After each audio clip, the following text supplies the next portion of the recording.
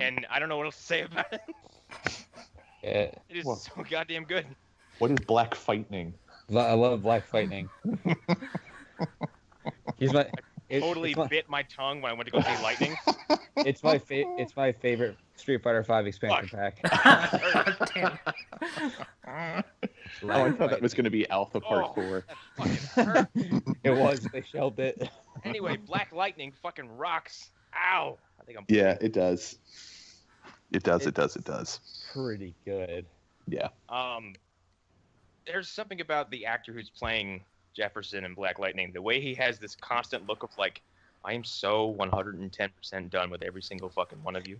It's it's kind of really refreshing because Really? like He's an old dad, so he's like, I have 0 time. he's just all the On top time. of that, Shit. on top of that, he's a high school principal, Right. so he has even less patience. I feel more for his daily stress than I do for Oliver for being the fucking mayor. Okay.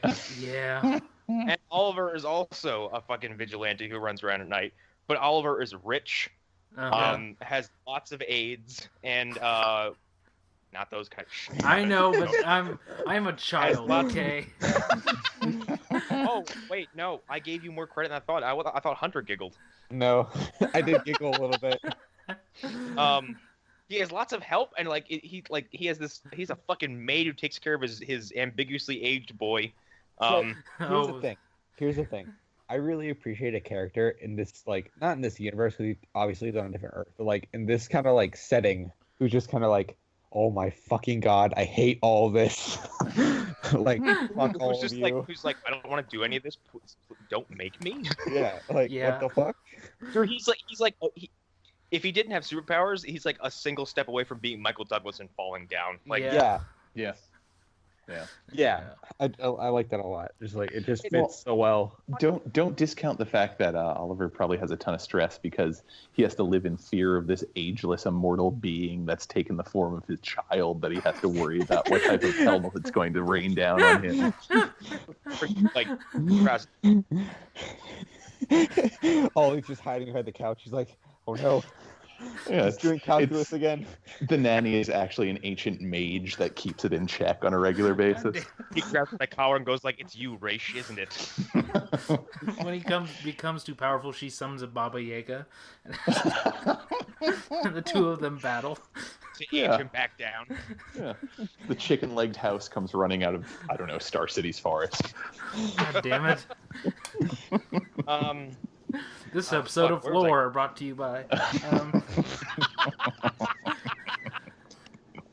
Jesus. I'm Aaron Mankey. That's not how he sounds. But he has a very particular voice. Yeah. He does. Fuck, where was I going with this? How good Black Lightning is? Well, should we finish intros first, though? Yeah, that might be a good thing. Hi, I'm Connor McGraw, and I really like Black Lightning. I'm Hunter Davenport. Don't listen to anything Connor says. I'm running for president. Oh, fuck, this is still going. I thought this ended for long. Nope.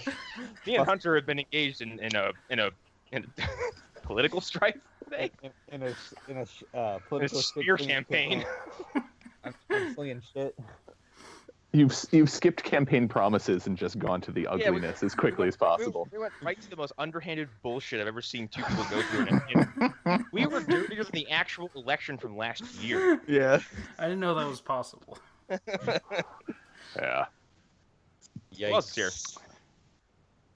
I'm Erik Fedorchak, and I'm, I guess, taking the first stance in this Mexican standoff.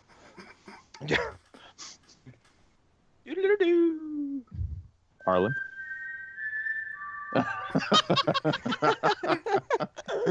Yes. God damn it, no. How did you time that so perfectly?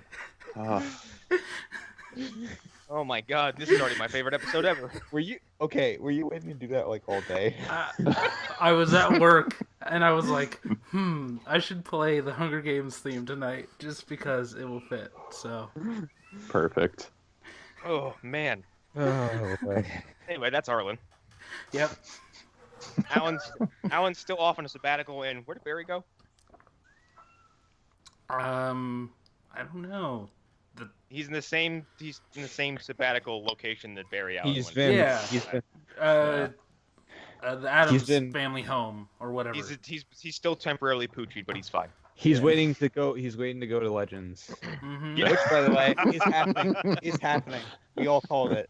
We'll talk about that a little later. Yeah. So let's talk more about fucking Black Lightning. God, this show was good. It's good. It's. Yeah. I was actually shocked how much I liked it. Like, honestly. I was okay. Yeah. That's where I was going. I was worried about the heavy-handedness of the social commentary, Yeah. and I didn't find myself cringing at it in a bad way. I found myself cringing, going like, "This has all happened like in the last like 6 or 7 weeks." Well, I think with it opening the way it did, it set up a really good precedent to show that like this guy does not want to be doing what he's doing, but he realizes he has to because of the world he's in. Yeah, And Right. it's death by 1,000 cuts. Him being pulled over, slapped in handcuffs, just so someone can I try and identify him. remove him as a suspect, Yeah. and then throw him back into his vehicle and not being given any answers. I'm like, this should happen like last fucking fall, and it made headlines. Well, Like- the other thing was like he was picking up his daughter from the police station, which you would think they would have gotten that call long before he left the police station. Right. Yeah, but this kind of like this kind of lapse in judgment has been very, very public lately. And later on, like him getting stunned, I was like, yeah, this kind of happens too. And then when he was like, what did he call him, a black son of a bitch? Mm-hmm. I was like, oh, Which please on kick his ass. a TV-14 restriction Yeah. level, that's about as close as you can get to other words. Yes. Yeah. So Yeah. No, it, this felt very I know you're bothered by the music choice, but like I feel like that's a different case entirely. But like this felt very sincere through fucking lots of effort. Well, let me at least correct that. It's not that the music choices themselves bothered me. It's that I felt like it was trying to, I guess, emulate Luke Cage a little bit too much. Yeah, might be the best way to put Well, it. here's the thing: they're all imitating think- Shaft. So It is. true, as we found out. Good point. As we learned. Good point. In, But- Yeah. a future episode coming out Valentine's Day this year. The thing- so pay attention to that. The thing is, I really think that it's hard to like, especially convey that with music, because Yeah. there's only so much you can do with just like making a playlist, like Mhm. essentially, like Mhm. it's really hard to like convey like situations or like emotions. here's my thing with it. I now grade these kinds of things on a scale of 1 to Stranger Things, as far as how heavy you're going to get hit with the tone, with the music. Yeah, And this Yeah. is probably about a 6. yeah, Yeah. Stranger Yeah. Things season 2 being a 10, because I feel like every time there was a transition, I was jackhammered in the face with something like Boingo Boingo, Tears for Fears, Duran Duran, Madness, Well, Sticks. And to be perfectly honest, like white people's music doesn't have nearly the breadth and width of the ability to convey You an know what? emotion or a scene you're- well. you'd be right because Right. it's like a lot of Well- it's like or a beat kind of like I don't want to say it's Well, not no, like I don't even think it's that. It's that like if you listen to what's widely considered like the best soul music, like Marvin Gaye, Otis Yeah. Redding, all that, like there are those songs that are more upbeat, but there's always a decent amount of songs that are dealing with what for lack of a better term, coming from a white guy in Pennsylvania, the black experience was at the time. And I Yeah. think it translates really well to what they're trying to convey, because it would be disingenuous if you had a white artist doing That's any of why the choice also- of song in the trailer, I think, is fantastic, because the chorus is Martin Luther Had a Dream. Mhm. And it's I believe that's Kendrick Lamar. Or it's oh fuck. Forgive me, everybody. I'm just getting into hip hop like the last year or so. Right. well, I think it's Kendrick.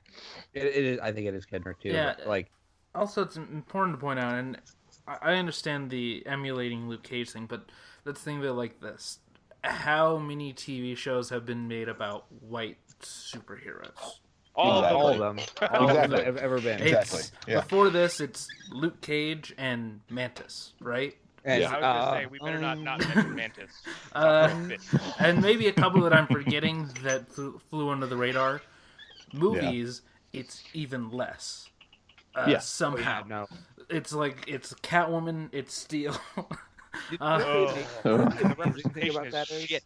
You know what the amazing thing about that is, though, I find, is like, Black Panther is like a month away, right? It's a month away, Yeah. and I've seen more hype from that movie than I have any of the past like 3 Black MCU Panther. movies. Black Panther is currently outselling Civil War as far as still tickets go. Oh, It's that makes me so selling- happy. It's outselling a pseudo Avengers film. Makes Yeah. me so happy. Yeah. So there's no. that. And I am like, and the more I see people get hyped for Black Panther, and the more I see from Black Panther, I'm like, I'm just like caught up in the swell of it. I'm like, fuck yes. Yeah. And like, it looks fucking awesome. Like, Yes. like, Yes. but Well, like, it's- it's just amazing to me that like we went from having predominantly white dudes in these movies to having a Black Panther And movie then I and everyone saw- losing their minds and over not it. to like not to veer so far off topic, but like I saw a headline today that said that Scarlett Johansson's salary for a Black Widow movie would be substantial. Yeah. Yeah.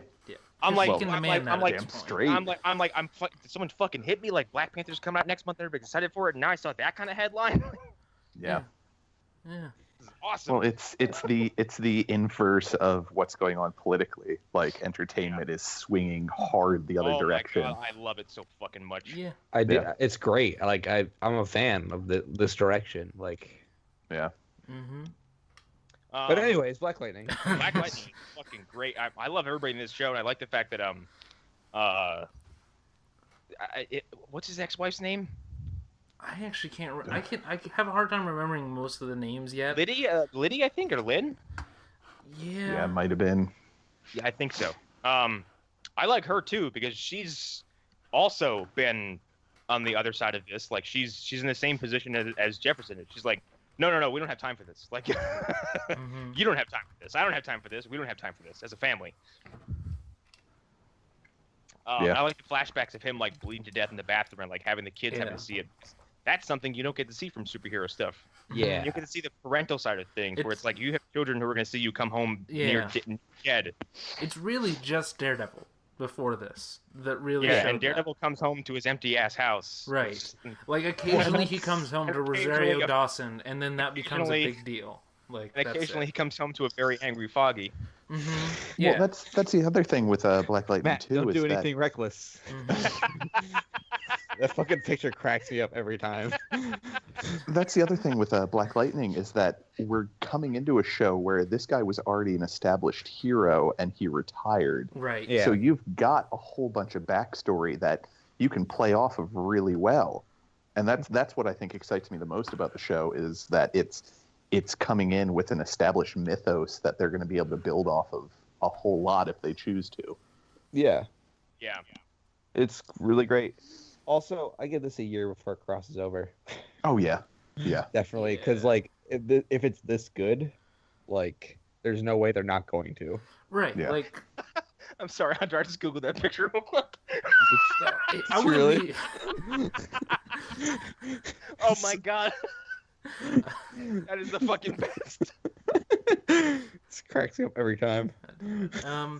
Like I wouldn't be surprised if they did a Supergirl Flash thing, where they sort of emulated that and they had Black Okay, Lightning and show here's- up on I- Supergirl. I immediately understand why the positioning him in a different Earth makes more sense. I'm like, if Barry, Oliver, Kara, and even Sarah hung out with this dude, he would get tired of them in like 2 seconds. He would. He would just be like, "What the fuck are you assholes doing?" He's like, first of all, Oliver, you fucking you affluent piece of shit. Shut up for 5 seconds. Yeah. I would think he would yell at Iris at one point. Yeah. He's like, "Excuse me." Excuse you? Are you wearing a fucking super suit? Sit down. We are the Flash. Leave the room. Grown-ups are talking. Yeah, but then Joe's wife could just come in and 404 him by talking to him. So Actually, I think he would like Joe's wife. And I think he would like Sarah too. Yeah. yeah, I think Sarah's probably the only one who wouldn't bother him immediately. yeah. So yeah, Black Lightning. I mean, what is there really for us to cover other than to say go watch it? Like, Yeah, it's Yeah. fucking good. The Real quick, episode let's is talk good. about how let's talk about his complete disregard for his opponent's safety. Oh yeah. Oh, God, it's so good.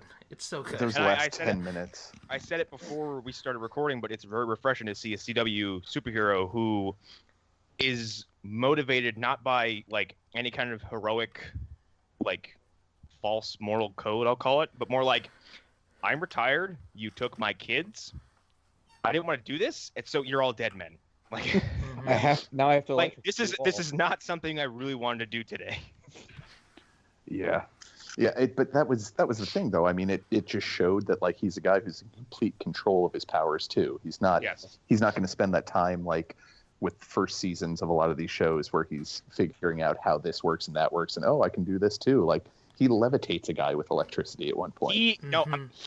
He shot a Kamehameha wave at some Yes. on He's that, so on that good. fucking Dope. balcony. Okay, Yes. Dope. I was ready for a double hand, like fucking the little the fireball thing from his hand. The double palm, like he's Yes. throwing a Hadouken. Yes, I was ready for it.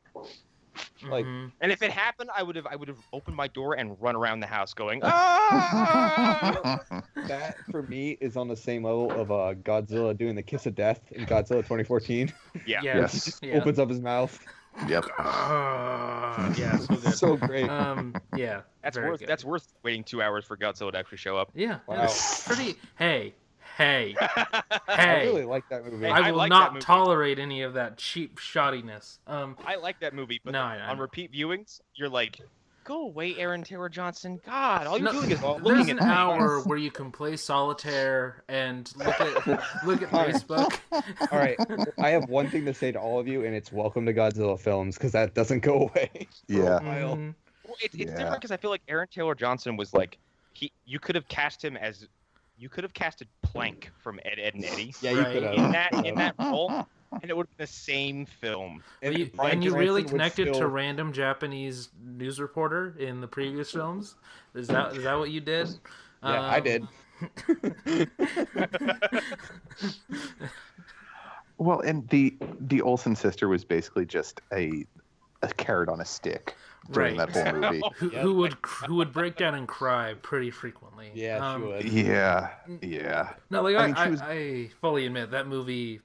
The first half hour, last half hour are great. The middle is just. It's tough to get through. Here's the thing I've described as the Plank comparison is because if the plot was a river, you just drop that piece of wood in there, and he just kind of bounces along the banks of it until he gets to the end. That's basically what Aaron Taylor Johnson does the whole film. Is bonk, bonk, Kind bonk, of. bonk. Yeah.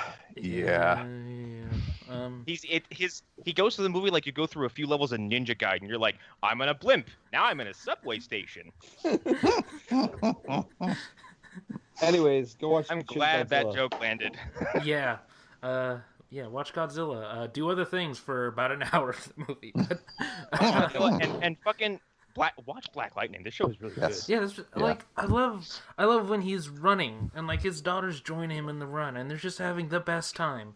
Like they're just so happy, even though like he grounded her the night before. Like they're still a strong family. Oh, and we should talk real quick that his daughter having super strength is really cool because I thought Lightning was going to be, or what is it? The Thunder, I think is the other Thunder character's name. is I yeah. thought it was going to be his wife. Nope. No. No. It's fun. I'm like, that's cool as fuck that it's his actual daughter. Yeah. And the villain, Tobias, is a scary man. He is You guys, cool. you guys should look up the rapper Brother Ali. Is that him? and- No, it's not. But they look very similar. Like just I was saying because just look him up. I thought I was He like, does. I was like, you don't see a lot of albino black people, No, and not really. he is white. He's white as butter. Like let's put it that way. Yeah. And Yeah. it looks anybody who's albino just looks off. Right. And two, like he is creepy. Like Yeah. I wasn't expecting him to launch a harpoon in that dude's shoulder and then Scorpion drag him across the office while just like bitching at him. Like a bad guy who has a It's like harpoon. this- Just because he also is like he's someone who just is 150% done with everything. And like the first minor villain we see is already getting just like basically smacked around. I And will also, like, pay- when I will he give says someone a no prize for adding scorpion sounds to that scene. Come here. God damn it. But when he says, I killed Black Lightning, I'm not like, no, you didn't. I'm like, I believe it. I believe that you... I believe that you did this. You do you, boo-boo. Yeah. But he's also like, he's like, you ever believe in the resurrection? He's like, cool concept, but it's bullshit. He's trying to take it over to him. Mm-hmm. So good. James Remar was cool for like the... Oh my god, 5 that was the minutes other he thing. was in here. Because here's the thing, in the glasses and mustache, I was like, well, who's this old? And then he took off his glasses and looked forward. I was like, Ajax! God damn it. Also, sometimes Raiden. Yep, sometimes. When It's a he's new not look. Christopher Lambert. Yeah, when he's... God damn. Yeah, he was great. guy. I'm glad to see him getting work. I like him a lot. Yeah. Yeah, the show's good, and it's quickie pilot review, but like, yeah, looking forward to more. Mm-hmm. Yeah. Also, I almost wish Alan was here because I could tell him that CW Seed is free. And not only is it free, you can watch these shows for free. It's got shit like the Flashpoint Paradox, Justice League War, Vixen Season 1 and 2, and Freedom Fighters: The Ray. All DC animated content right there for free. Free. Yeah. Free. Yeah. It's amazing, isn't it? Right at his fingertips. Anyway, so we're moving on to Arrow, I believe, aren't we? Yes. Yeah. That was the So one. Arrow, I watched it the night before I had to go back to work, and it was like it felt like I was battling a fever and dying the whole time. I was saying to Hunter before we started recording, like, out of this week's shows, like, Green Arrow felt like the least terrible of them. Like, it wasn't a matter that it was I actually... wouldn't call everything terrible. I would just call everything very like it's the mid-season premieres, guys. What the fuck? Yeah. That's what that's what I would say. Like, this is you coming back from a break. This is not the level of quality we expect from that. Yep. Yeah. This is way below what you do. Like, next to a premiere, this is one of the most important episodes you can do.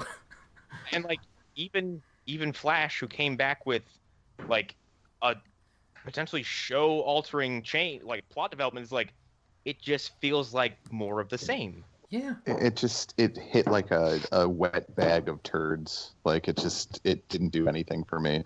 Yeah.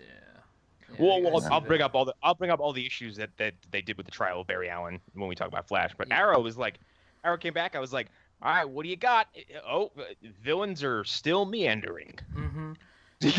There's stuff in here like I like showing us the last of the Bertinelli family, which was interesting. Yes, I remember him.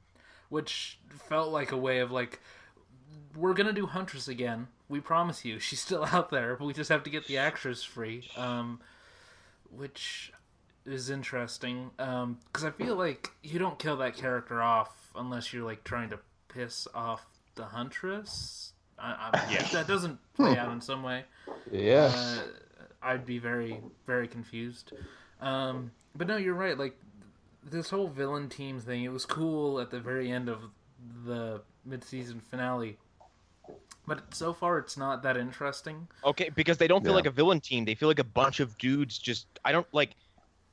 Watching the Legion of Doom come together on Legends was important and cool because you're like, oh, fucking Malcolm, Eobard, oh shit, fucking all these, like, these are names coming together. And I'm supposed to care about this team of villains, even though, like, basically all of them outside of Black Siren, who at this point I wish would just go the fuck away. So None of them mean anything. Well, like, we've talked about the vigilante problem. They didn't spend enough time reintroducing us to the character. I have already forgotten about Vigilante, and I watched the show a few days ago. And before I watched the show, I had still already forgotten about Vigilante. I haven't forgotten. Like, the only two characters here who have three. The three characters who have the most development and that we have the most attachment to are Anatoly, Kate and James, Anatoly is back, and Black Siren. But everybody else is like, Well, why do we care about Caden James, henchman?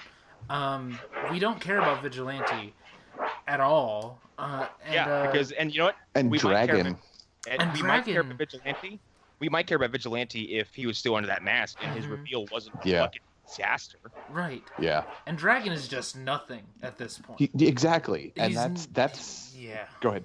No, he's not even a character yet. He's a guy with a look and a knife. Dude, didn't they send part of the press release or the synopsis this season was they're going to use Richard Dragon as a season villain. Well, so they never filled in that detail, but everybody just assumed it because they announced it. He's a henchman, a glorified henchman at that, and he could have been Caden James' right-hand man from the beginning, and that other guy could have just not been there. Because it would make no difference whatsoever who this person is, other than to the nerds who know who Richard Dragon is. And honestly, including him feels like we are out of rogues. Mm-hmm. Yeah. That's what it feels like. It feels like that. It feels like they needed filler, and they needed another guy who could potentially fight Oliver. I think that was their idea, because Anatoly can't go hand to hand with Oliver, obviously. No. And when I would like to fucking see it though. It would be interesting. And I would like to see it as done as effortless. Like Oliver is throwing all these fucking sweet ass tricks in, and Anatoly is just legitimate Steven Seagal, slapping him away. Just it would be like Anatoly when... wishes you would stop it now. You're acting like child. It'd be like when Neo first figures out, how to work the Matrix. He's got his one hand behind his back and just slapping everything out of the way. Yeah, he's just... You're flailing arms like little boy. Stop it, please. It's very annoying. This is embarrassing. Your friends You're are embarrassing here. everyone in the room. Your Please. friends are here. They can see this. Don't make me tell your boy how you acted like bitch. God damn it. Alan Do I Cummings need to shows go? up. Do I need to go tell Slade about this? Oh, I wait. wish I could, really, but Warner Brothers has stolen him from us. God fucking damn it. But I will get Slade's son from that Legends episode. I will travel through time. I will go borrow him. Real quick with Black Siren or whatever her name is, Boring McBoringson. God damn it. So the very beginning of the episode, like that. she is as thin as paper. She's no good. No, I'm joking. She's fucking terrible. But the very beginning of the episode when the three of them were pressuring that mob boss, whatever he was, the guy who owned the docks. Why did she have a black wig on, and why did she have a septum piercing that we've never seen before? Why was she in disguise, but nobody else was? Katie Cassie's been going through some things. Apparently, she's gone into her goth phase. What is going on? Is it an effort to not make her look like Earth One girl? Maybe, but why would you do that? Because one of your major advantages is that every time you're in the room, edge over Quentin. right? Whenever Quentin is in the area, what the fuck? That's my dog is scratching at the bottom of his cage. Sorry. Okay, yeah. He just goes in there sometimes, and he sometimes likes to do that. Okay. Notice. But yeah, no, every time she's on screen, Quentin is there. He's completely thrown off and just unable to do anything. So why would you change your hair? He's patently useless when she's in the room. Yeah. He just becomes like a quivering lipped idiot. He's like, But she kind of looks like my daughter. My daughter. It's like, your daughter's dead. She looks like my Just go daughter. back to I'm looking drinking. through all these photo albums. I did like the bringing back the drinking thing because the drinking has been an on and off thing throughout this entire show. You're a monster, Arlen. I'm so glad this guy's drinking. No, again with this alcohol no, problem. I like that they brought it back and he didn't go straight to drinking. He resisted.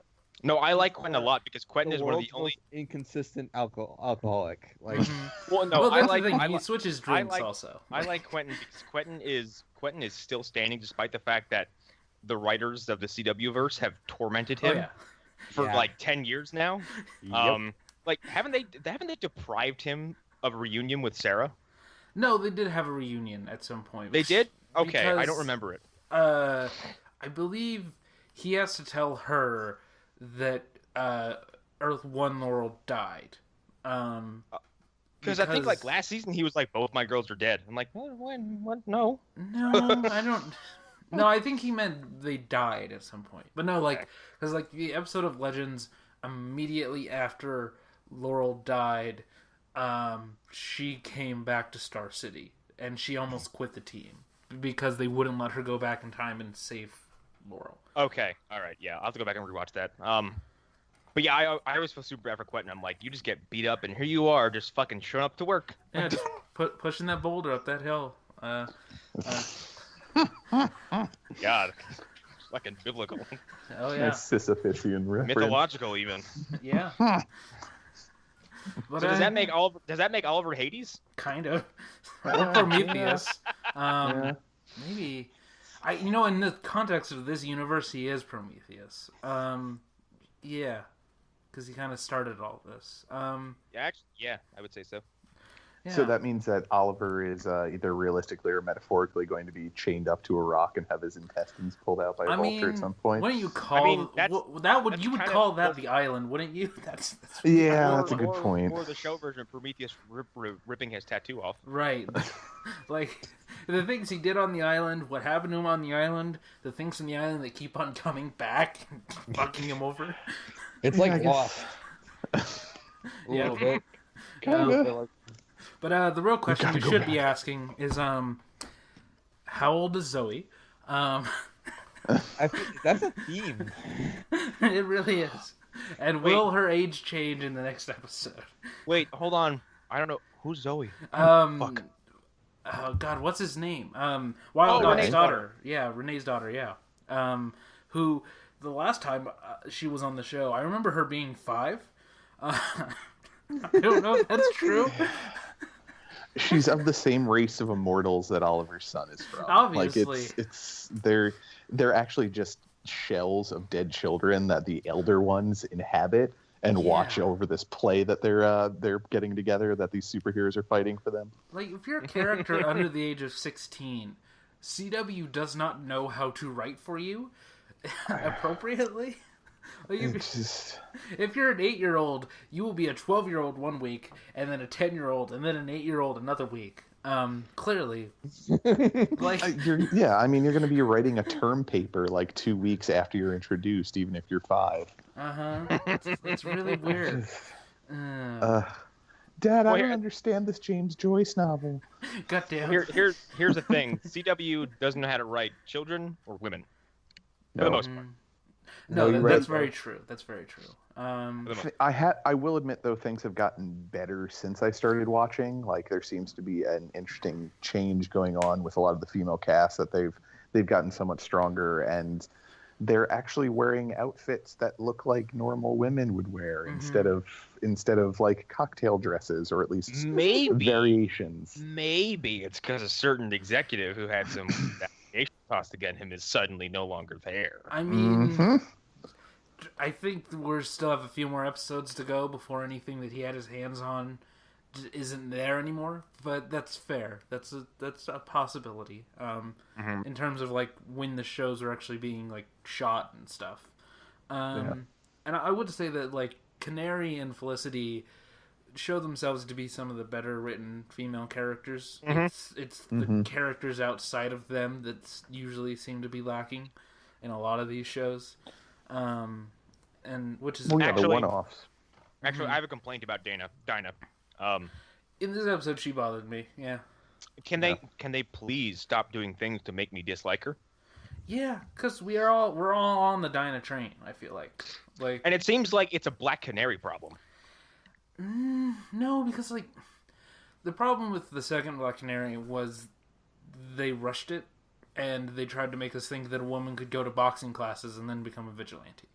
Like that's not how it works. You don't go to boxing classes and put on leather, and then suddenly you're able to stand toe to toe with like hardened trained criminals. Assassins, right, and stuff like that. Like I think there's a scene in the 3rd season where she fights not Deathstroke, but somebody on Deathstroke level, and like in terms of like skill, and she does really well. I think she fights a League of Assassins member actually. And again, like a month, maybe 6 weeks maybe 6 months of boxing training with a guy.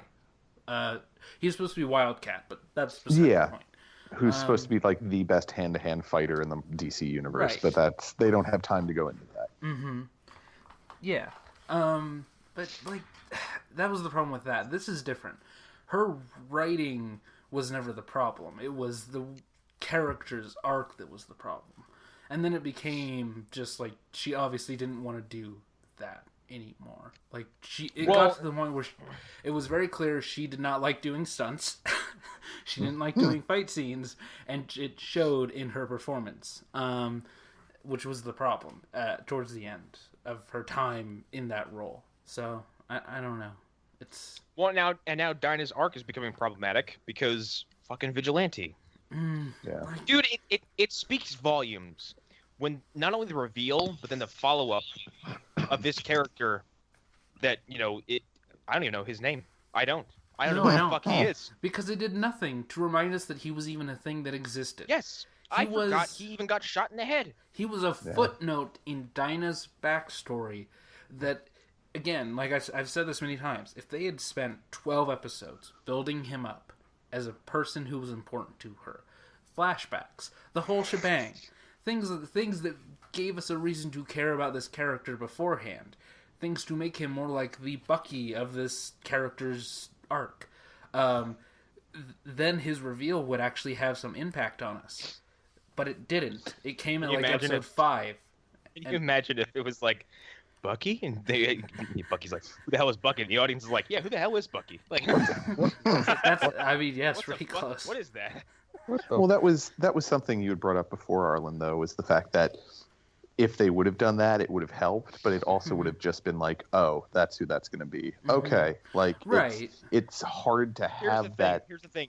Nothing could have saved the vigilante reveal unless it was something completely ridiculous. Right. Yeah.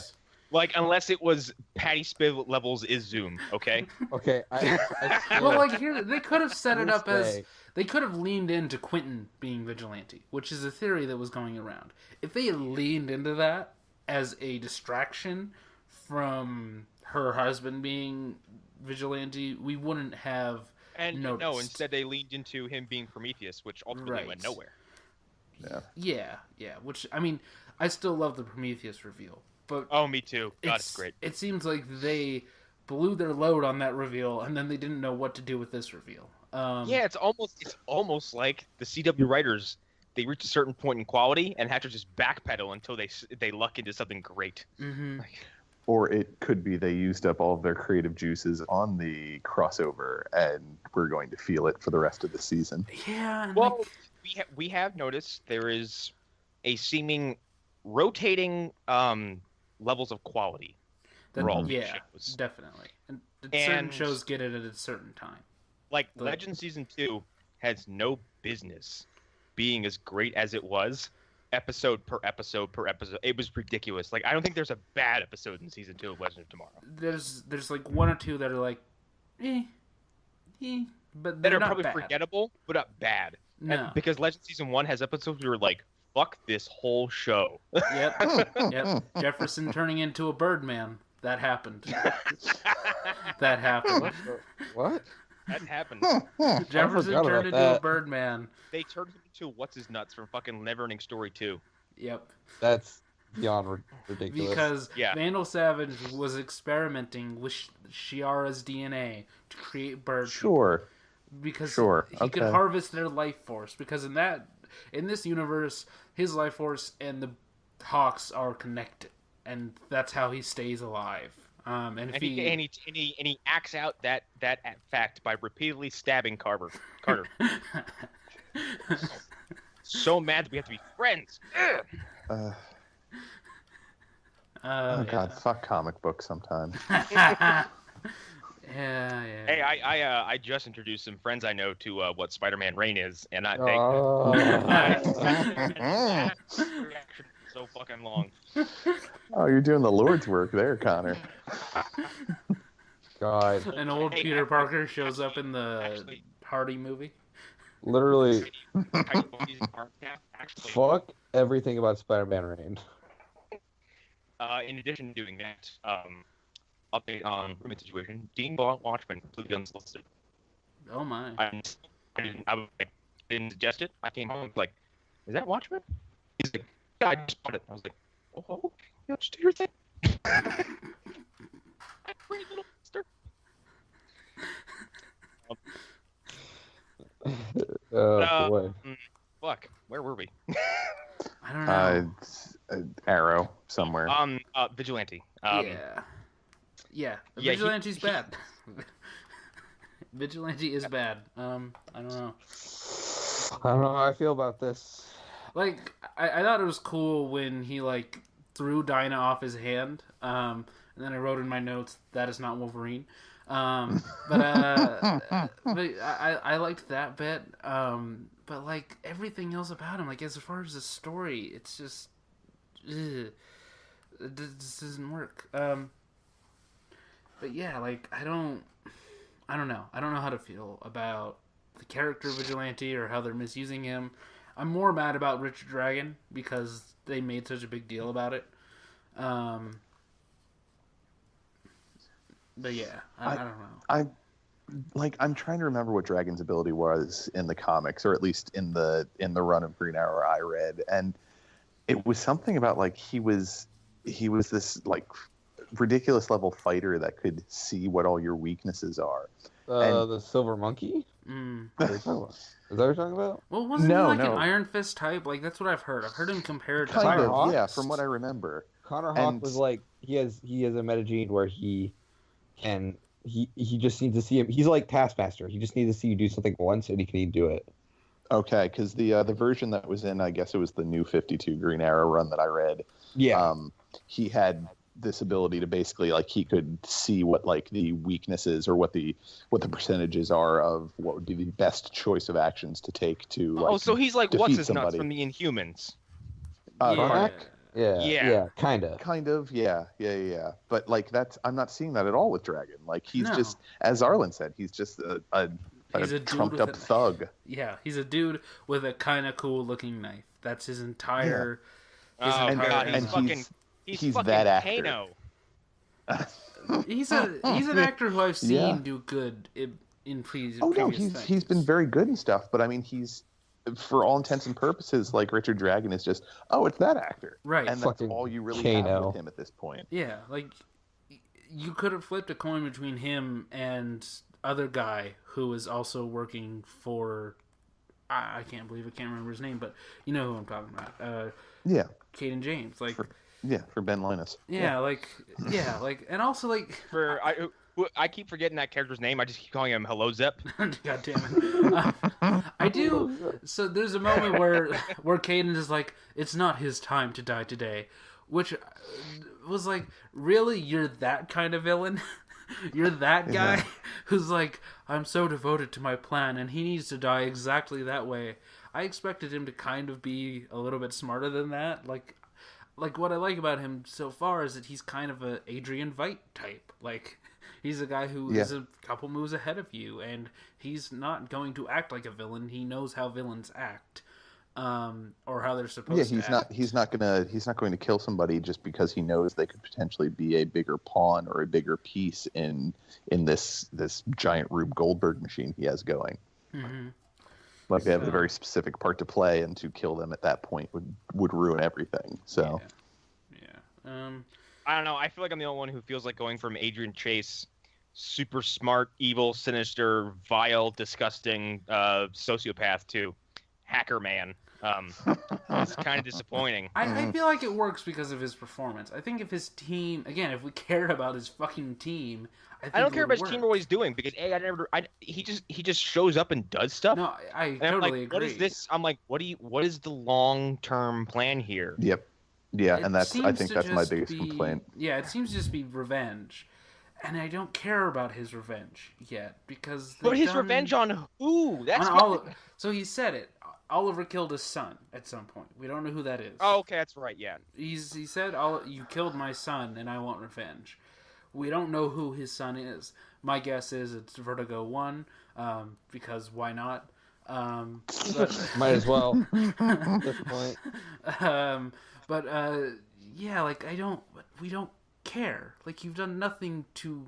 Like, again, if there were flashbacks now of Caden James as, like, a sympathetic character, that would be interesting. Caden James before he turned bad and when he was a good guy, if we saw that, I would really start to be on his side a little bit and root for him. Or just any type of story that involves him. Here's part of the problem with him, too, is that last season, there was that whole hacker subplot devoted to him, and, like, Felicity, like, put her alignment with Team Arrow on the line to go help this dude out. Right. And then, like, he shows up and he's like, nah, I'm fucking evil. And then just leaves. And I'm like, well, I don't understand anything that just happened and why it had any consequences. Yeah. It's useless. Yeah. I think he's sort of skated by with these episodes on his performance. And we've kind of been just letting him a little bit because I don't care. Like, I don't care about you. Yeah, like, I don't care. And I'm kind of starting to feel like, why didn't you just do Anatoly? Just, like, I mean... It seems like the best parts of this season were shipped off elsewhere almost as soon as we got them. Yeah. Yeah. That fucking Deathstroke episode is so fucking good. Yeah. And then, like, the news came out, like, the next week. Warner Bros. Will no longer let CW use Deathstroke. Fuck you. I think that was a plan all along. Like, first of all, real quick, side note on the fucking WB and their bullshit. 2 weeks ago, they were like, oh, there's too many cooks in the kitchen in the DCEU. And now the one dude's like, this is too much for one man. Yeah. Fuck you. Yeah. It's... Fuck you. I'm over this. Like, I'm over DC movies in general. Burn your fucking movie division down. I don't care. Stop it. Or just stop making movies for a while. Just stop. Yeah. Yes. Stop. And stop, reevaluate, and come back when you have a solid idea of what the hell you want to do. But make Justice League Dark first. Yes. Yes. Please. Well, get a director who actually directing. wants to direct it. Let that director do what they want to do. Yeah. Yes. And then you can stop. Anyway, these shows. So yeah, it seems like the best things we got were not making Anatoly the big bad of the season was a fucking huge misstep. It was. Yeah. It was because everyone likes Anatoly, yeah. and nobody will want to see Oliver fight Anatoly. Mm-hmm. I want to see it. None of us want it. I mean, no. I want to see Anatoly, do what we just said before. Right. Just dance around him, making Oliver look like an idiot. Shirtless. I am on the toilet. No, he's riding a horse.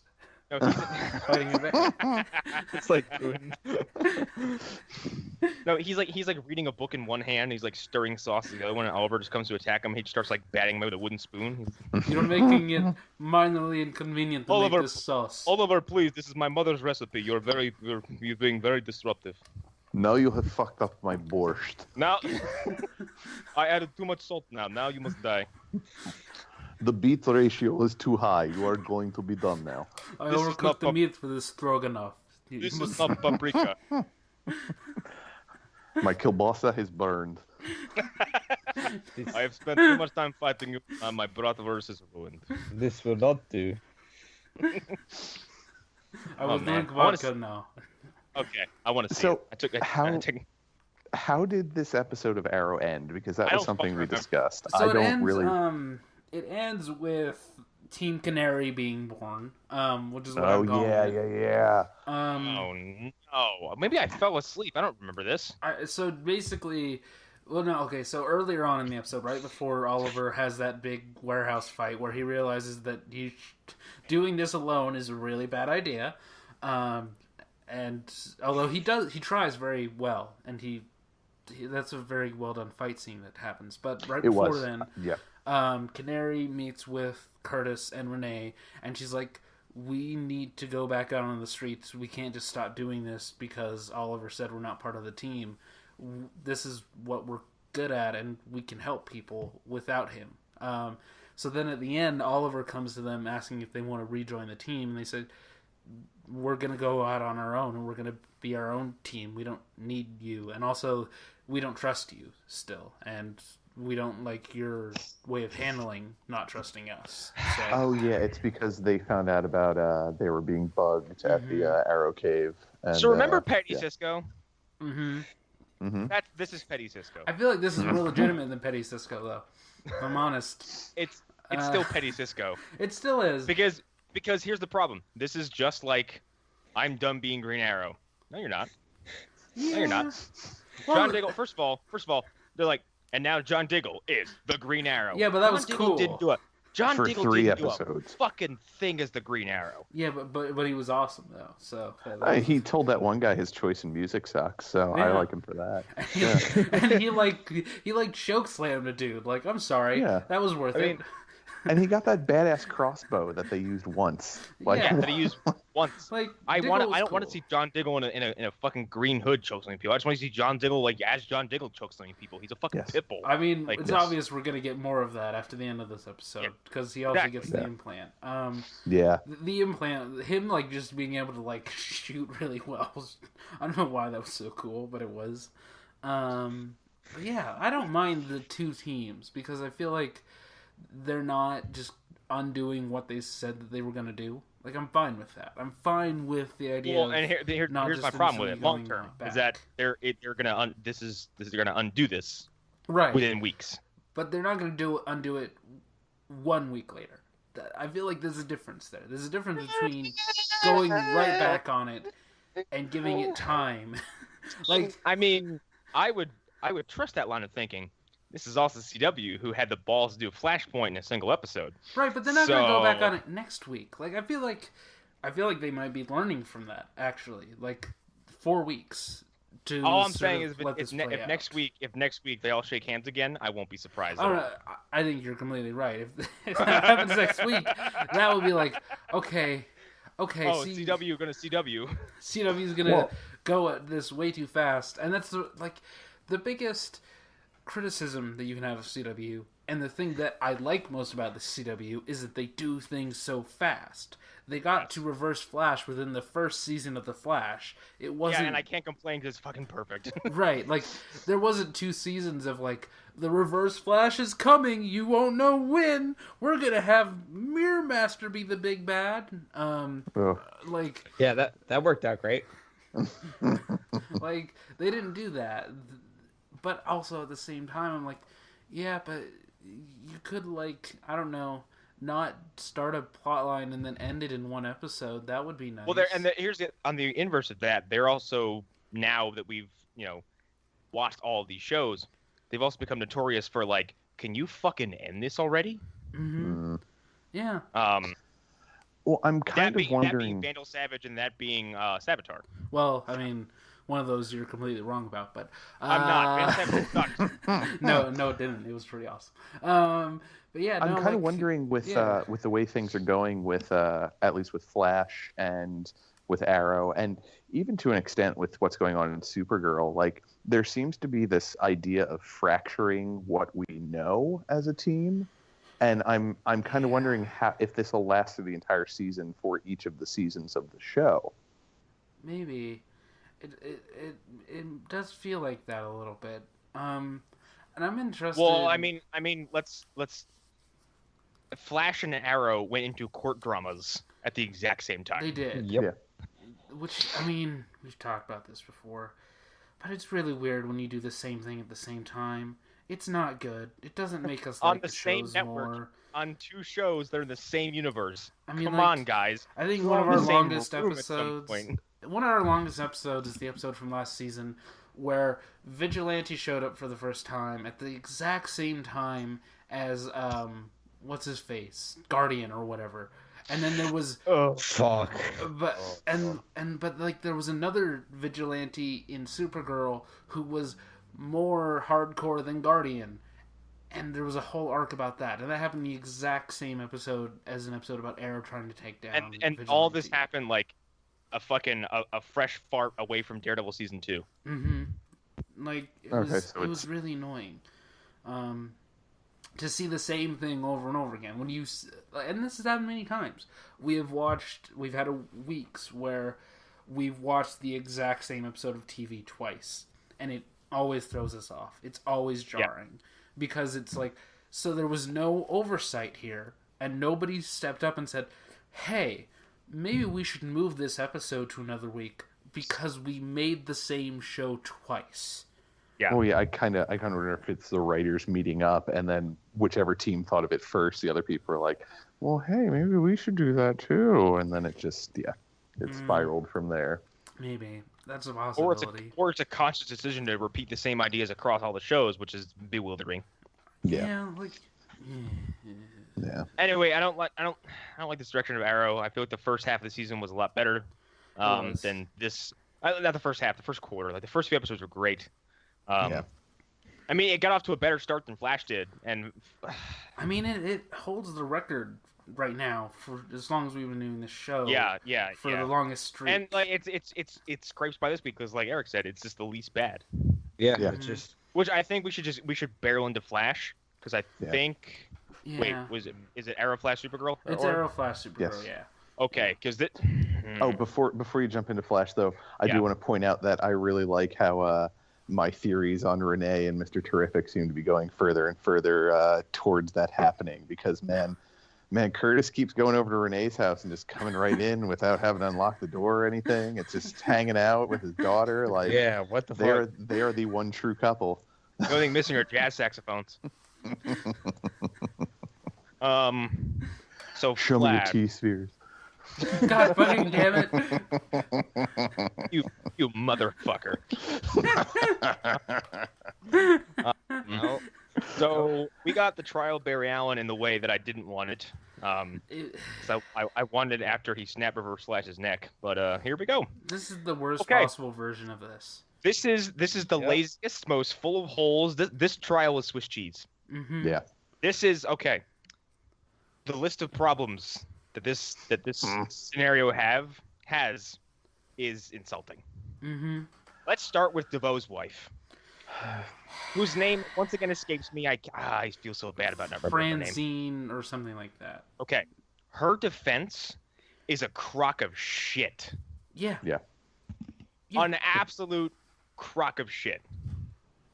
Like, there's no supporting evidence prior that your Mhm. relationship with your husband was polyamorous or Right. polygamous. There's no hard evidence that this dude was. Is there? I mean, from a viewer perspective, there's no evidence that this dude was in their life prior to this, was there? No. No, nothing. This dude came out of nowhere.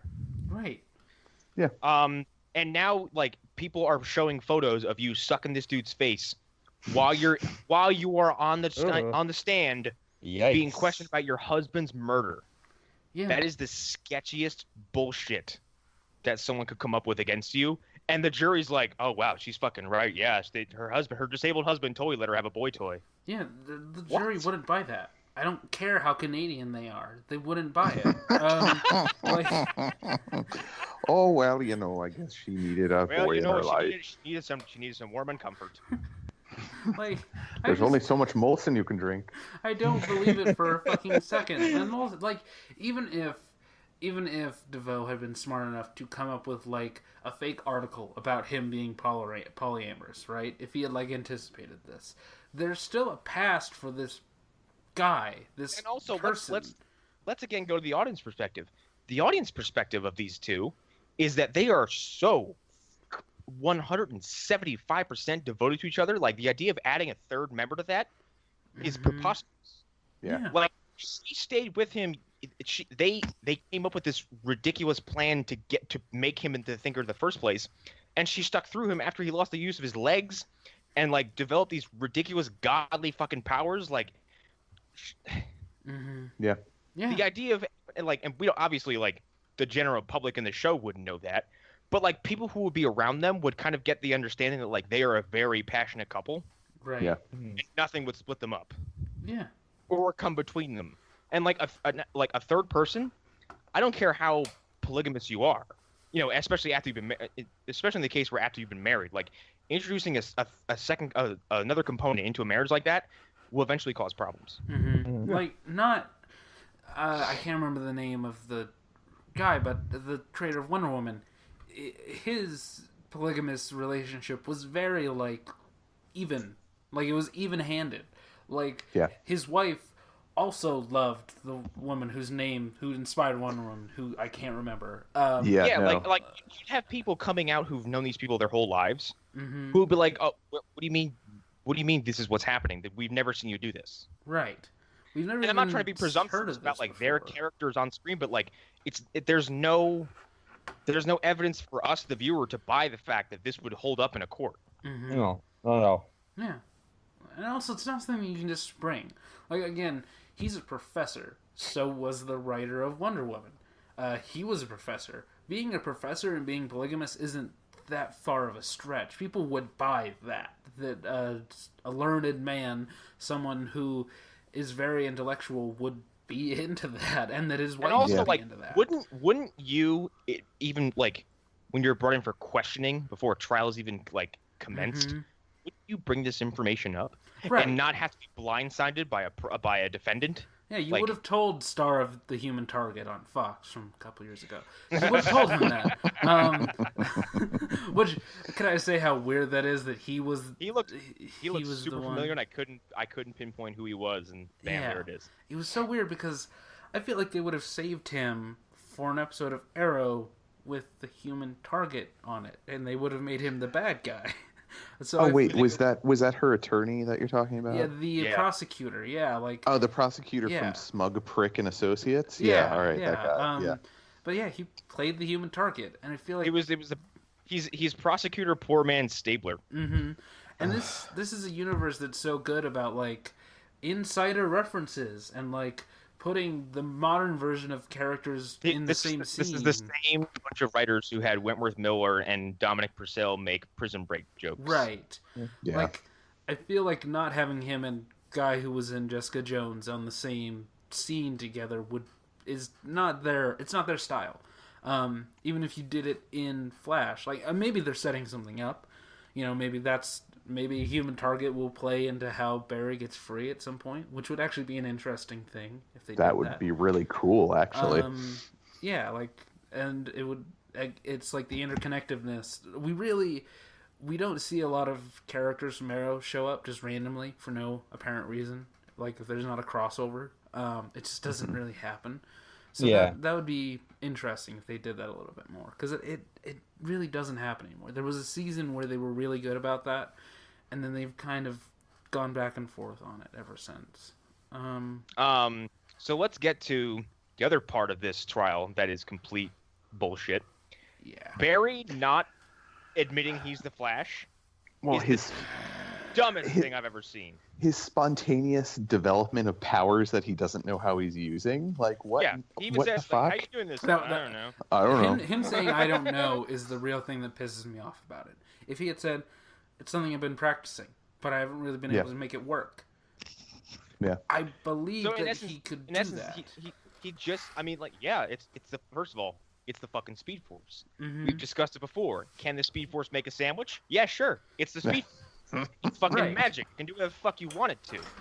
Mhm. It's the ultimate plot armor. However, when the person wielding this godly power, who's supposed to be the master of it, says, Because, like, also, like, the turtle, he got his power by basically absorbing Speed Force.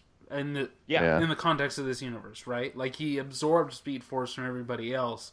That's how he stopped Barry from moving. Yeah. Barry observing that and knowing that the turtle could pause time, Barry would think, oh, well, I could probably do that too. So he would be practicing that. The idea that he just, like, spontaneously was like, oh, I can do this now, is just so fucking stupid. Well, and okay, so we're supposed to believe that he's able to pause time for however long he needs to talk Right. to Iris. He could have easily just said like, "Oh, I'm vibrating our frequencies at this level, so time is actually paused." So blah blah, just really quick. I temporarily put a Speed Force prison around us. It is frozen time. Yeah, Everybody it else didn't is need to moving. be much. Everybody else is moving at the same speed. We're moving at a different speed. I have yanked us out of reality for a few seconds at a time, but for a millisecond in the real world is 10 minutes in here. Whatever, I don't care. Yeah, Yeah, exactly. Anything. Anything. Which also Instead we got parentheses shrug. we just got question mark and exclamation point like in Metal Gear Solid appear above We his got head. Joe West 404. But yeah, like, Something about the West women. that was really dumb. That was just. But here's the thing, like Barry's reasoning for not admitting he's the Flash is the most it's such limp utter dick bullshit. reason I've ever heard. He's like, no, if I tell people I'm the Flash, people will come after my family. Motherfucker. Most cliche reason. Dumb piece of shit. It's Let not me even. let me list the casualties that are resulted that you for you being the Flash because people knew who the fuck you were. Let me tell you something. Your family's already been devastated by people knowing you're the Flash. It's too late to fucking die on that hill. You know what? Your main villains knew you were the Flash from the start. You know what? You know what would eliminate all this discussion? That's why he killed your mom. Is if Star Labs had like a door, or a security system. That's the fucking best. Like, Because you know what? They literally let Zoom walk in the front door. they do. Like, And he's like, Oliver, my name's Jake Erik. Oliver's lair, at least, they have defense systems. They have an elevator, which is helpful, as we've seen. And I think like Cisco has even said, he's like, yep, new security system. No one's getting to that door. Jay walks in. Dude, what the hell? Mm-hmm. So Like, dumb. let's list Nora Allen, Henry Allen, Eddie Thawne, Ronnie Raymond. There's been others. Shit. Oh, God damn it. But that list right there is enough. Yeah, That list right there is enough to completely crumble his defense. Also, there are people from the Dude, future Eddie- who know your identity. Eddie Yes. shot himself for Mhm. you because he knew you were the Flash and he knew what was at stake. Ronnie Raymond knew you were the Flash and literally gave his life saving the planet to help you. Right. Zoom killed your dad to get back at you. Reverse Flash killed your mom because he hates you and he was mad at you. Uh-huh. Fuck off. Also, How you're many, the fastest how many man people were alive. at your wedding? Like, how many people were at your wedding that probably had a pretty good idea of who the fuck you are, Barry? Like, Uh-huh. just...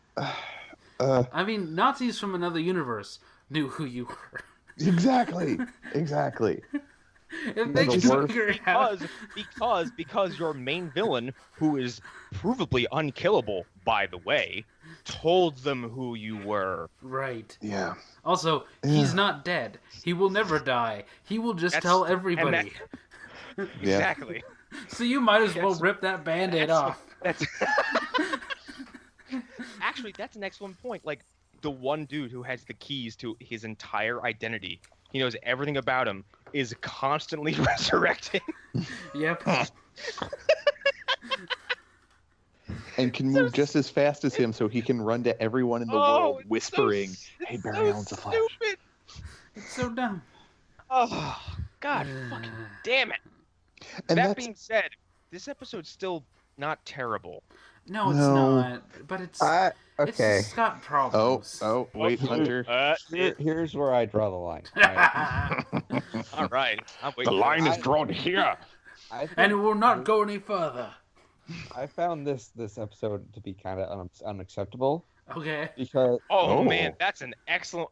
Okay. Let me sit down. because this show, for all its flaws, like usually when it's bad, it's still entertaining. I was so fucking bored watching this episode. Oh God. That's Like- a good point. Oh, here's the thing.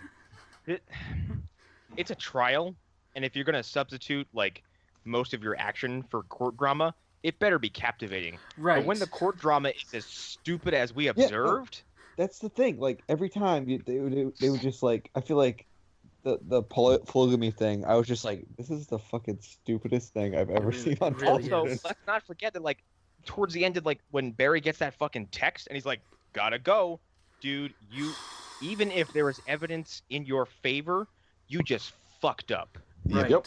Asking You- to leave you have- killed your trial. Fucked up." Well, beyond that though, when the judge is like, "Whoa, fine," after it's pointed out that he's on bail, like him saying like, and don't forget you have to be here for your sentencing. Like that's mistrial right there, sir. Like you've just announced what your viewpoint is. So yeah, no, that's a mistrial. Like he needs to go to another county to get a trial fairly in this area. Like it just and like aside from the stuff with Singh, when he was on when he was doing his testimony, everything else was bad. And I'm like, you know, I'm sure Jesse L. Martin has like copies of Law and Order in his trailer. You could just go in his trailer and watch them, writers of this show, and like get some pointers on how to fucking write a good courtroom scene. Because like a court drama is supposed to kind of make you guessing like what the next move is going to be and like what the next when a fucking video game does court drama better than a TV show. And yes, I'm talking about Phoenix Wright because like. Well, that's not a fair comparison. Well, no. Here's the thing: if you can translate court drama into a compelling video game, because that's essentially what it is. It's just animeified. But I feel like Phoenix Wright will always do it better because it's Phoenix Wright. Like, yeah. You know what I mean? Like, but when someone can take the idea of like, let's turn a legal courtroom, which is a boring ass process if you think about it in real world terms, and put it as a video game, it's what? And it works. But like 12 Angry Men is a movie about jurors. You don't leave the fucking room. No. You are trapped in a room with 12 angry dudes as they just sit there and bullshit about who they think is if they think this dude is innocent or guilty. And it's compelling. Right. Like it's and you're like compelling. and like especially the remake because you're like Tony Danza just said fucking bull duty. Yeah. You're sucked in. God damn it. God fucking damn it. That's the most inside poll I've ever heard.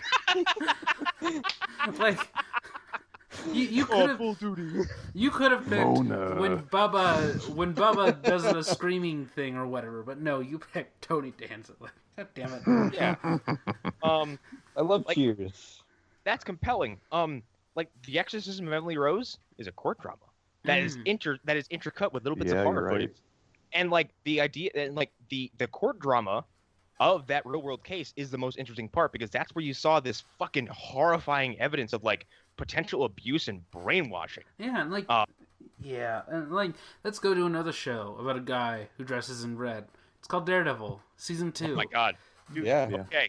You don't have to show anything. Like even if his occupation is a lawyer, it doesn't matter. Show someone a clip of the Punisher going ape shit in a courtroom. Where he's sabotaging his own defense. And you're like, what are you doing? He just, honestly, I think he just had a huge murder boner because he thought about all the bad guys he could kill. I mean, yeah. Yeah. But they show like Matt Murdock is good at his job. And like they make it interesting and compelling because they have to. That's part of the show. This was your mid-season premiere. While not being part of the show, it's a kind of a big deal. And you made the attorney in Barry's defense kind of stupid looking. Yeah, they made Cecile look like she's not good at her job. And they made this dude come in for they fucking one-sided this trial against the writers against Barry to force the idea of him going to prison as being shocking. But by the midway through the episode, you're like, he's going to jail. Right. Yeah. And also like there's no climax to this. Right. He's going to prison. And we talked about this in the chat. We all know why they fucking did this. So they could have that ending. And it's not worth it. It's not worth it. Also, here's the thing about that.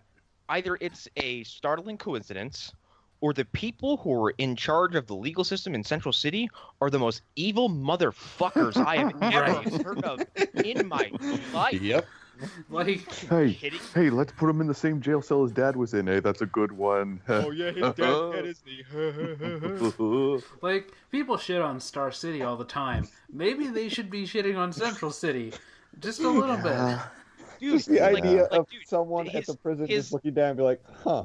His current father figure is a cop, and his new what is essentially going to be like his, I guess like his, not really a mother-in-law, but like his father figure's wife to be, is she's the She's the prosecutor usually. She's the DA. Yeah. There Yeah. we go. That's the term I was looking for. She's fucking Harvey Dent. Yeah, she had to go. The only reason she wasn't prosecuting is because it would be a conflict of interest for her to prosecute him. But yeah, like they're both in positions of power in that system. Like, you're me to tell me that his like Singh wouldn't step in and be like, "Are you fuckers kidding me? Like, get him out of there." Mm-hmm.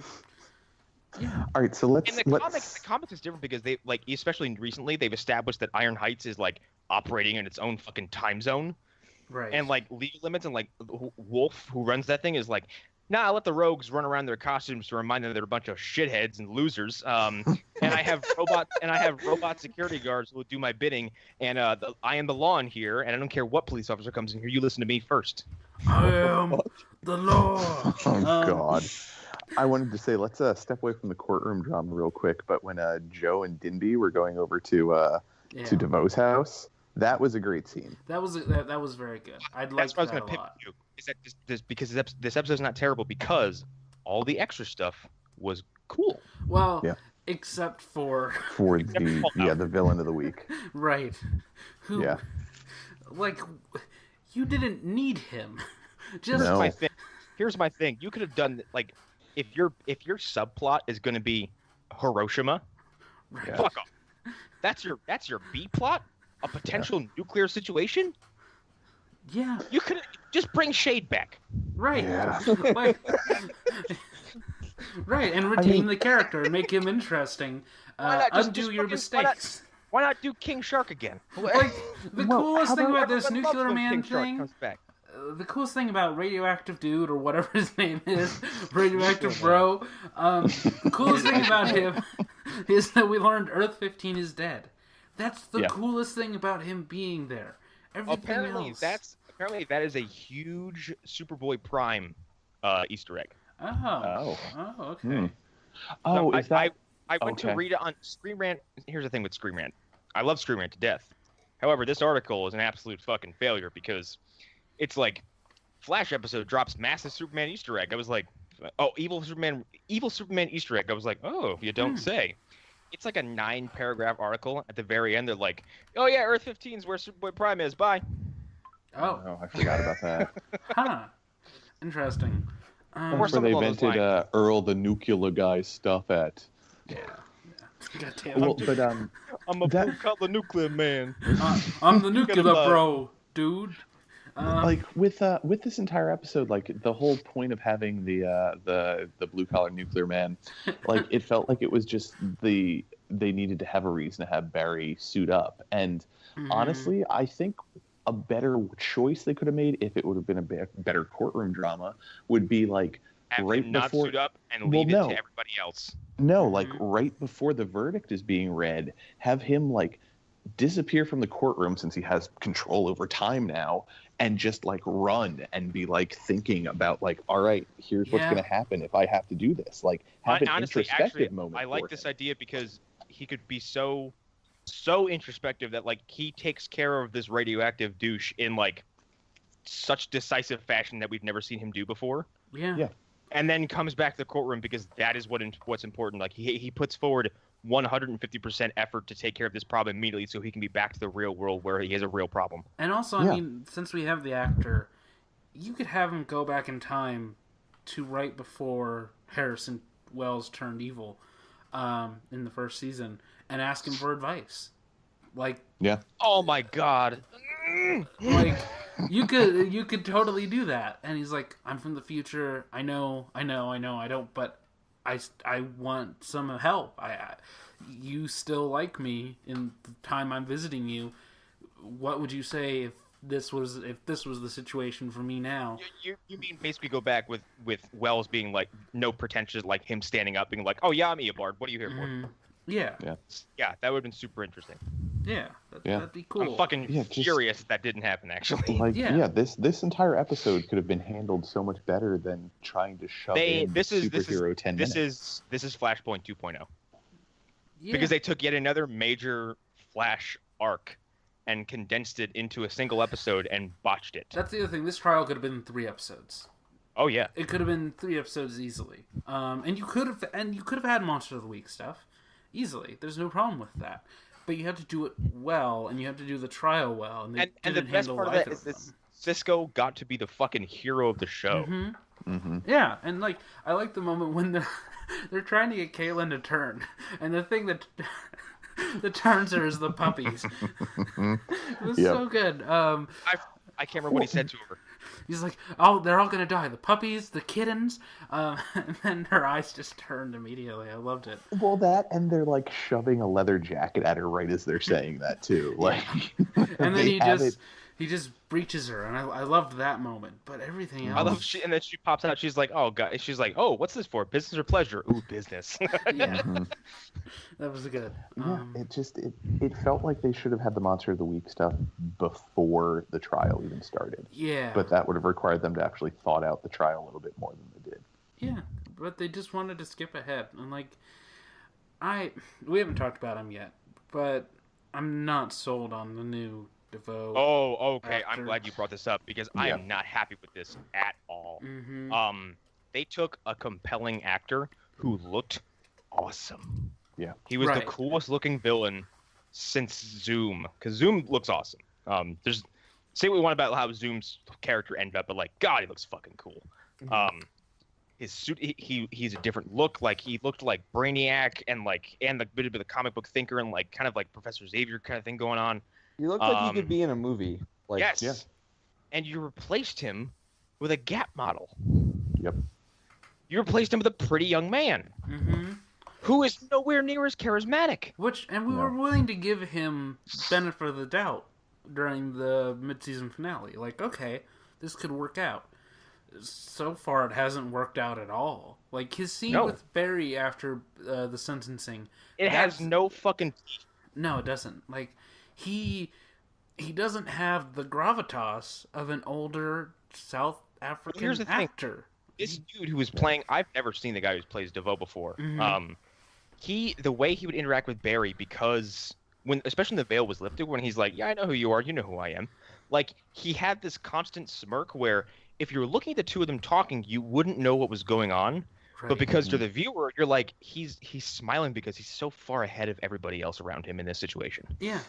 Yeah, Ahead of Barry, he's ahead of Joe, he's ahead of his entire team. Like he has nothing to worry about, even though his enemy is right here in front of him. He's like, you have nothing to threaten me with here. Right.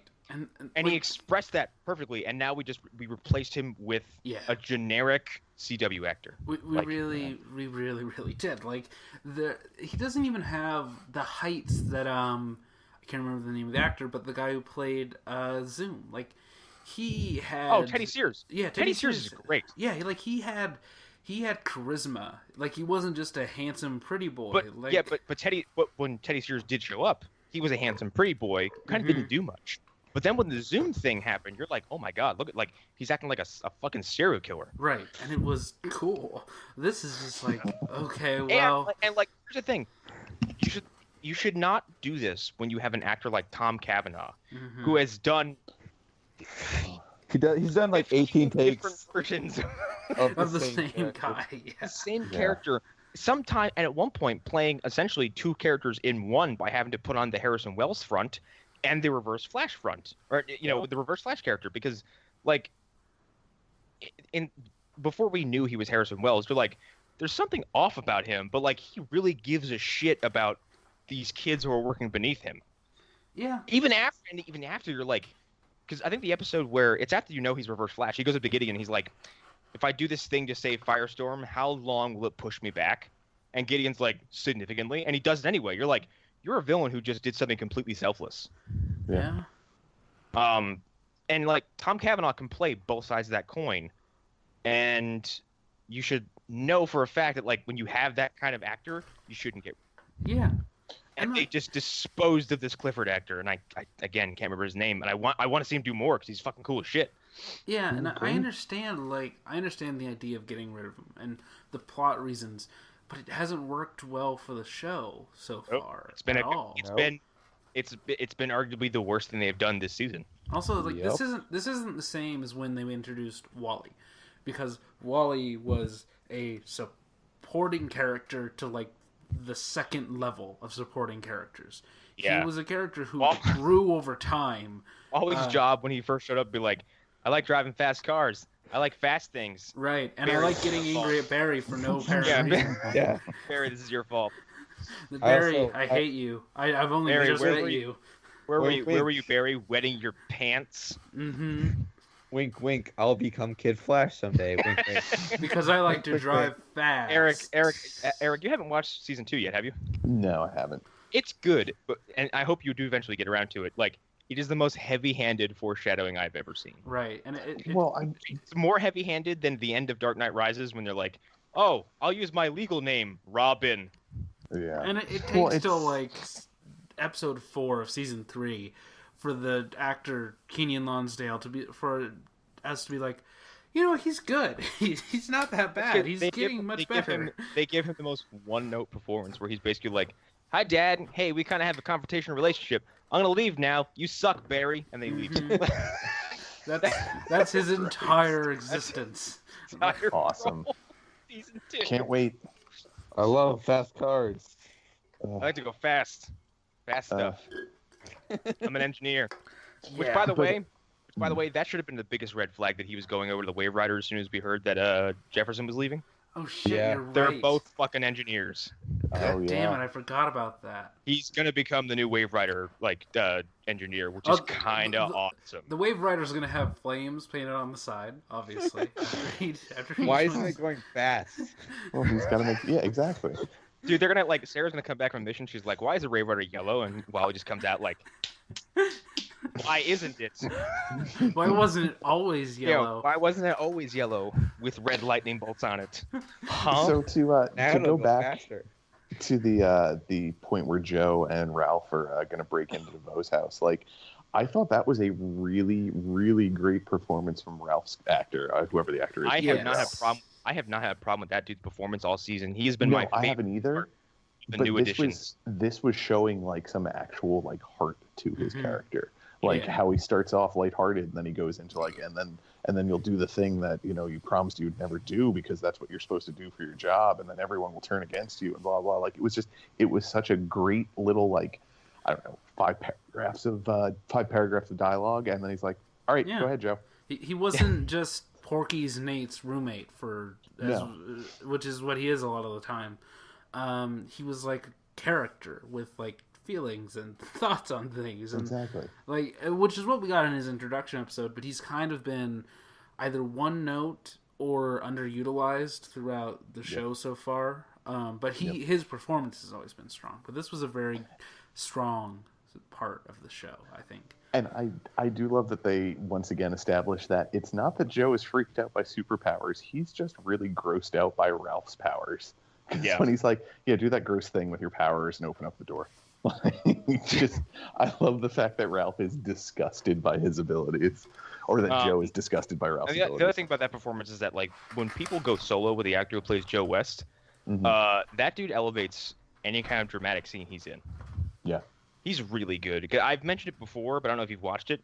There's a deleted scene from season 1 where he goes and confronts Eobard Thawne about what Barry's about to do in regards to going back and saving his mother. And he says, he's like, "I don't care where or when you go. If something happens to Barry, I will kill you." And he's like, "Do you believe me?" And Tom Cavanaugh just goes, "Yes." And then Joe walks away, and you can tell it's like everyone is convinced of what Joe just said. Yeah. And he's a really good actor. I really want to see the alternate universe where Joe is a time traveling trying to find Reverse Flash.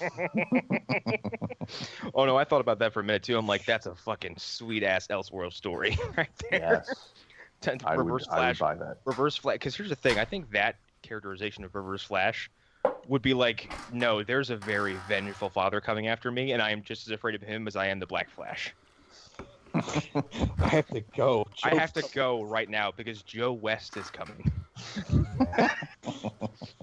And a fucking breach open and Cisco and Joe jump out and they're like, "There he is!" He's got a gun. Just every time Joe shows up on a scene after being breached in, he just starts firing wildly. They're just bullets coming out of breach holes. It cuts to Cisco and Cisco's like, "We're not even there yet, dude." And Joe's just can fucking smell him. Don't tell me how to do my job, Cisco. It's like the Shut up and breach.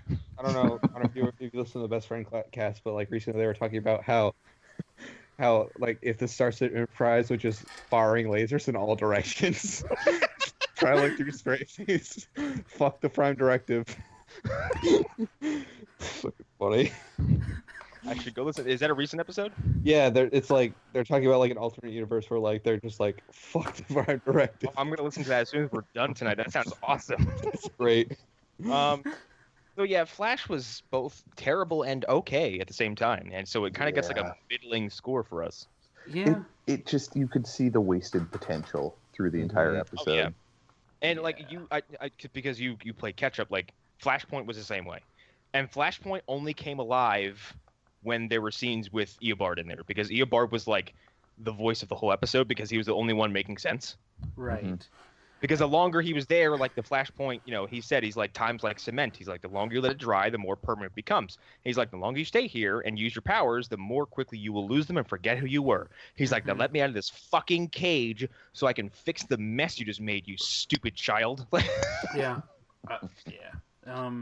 Perfect example. But I hate the very ending, which Erik mentioned that he liked, which I actually did like this. I like the cross-cutting. That was a good idea. The cutting between Singh giving the Flash an award and the actual reading of Barry's sentencing. But and also, I read this on Screen Rant. The biggest plot hole, I guess, going forward with this is like, okay, Barry, you went to prison. Mm-hmm. Isn't someone gonna notice? Like, if you're gonna hang up being the Flash theoretically, because what do? Keep running out of your prison cell every time there's a threat?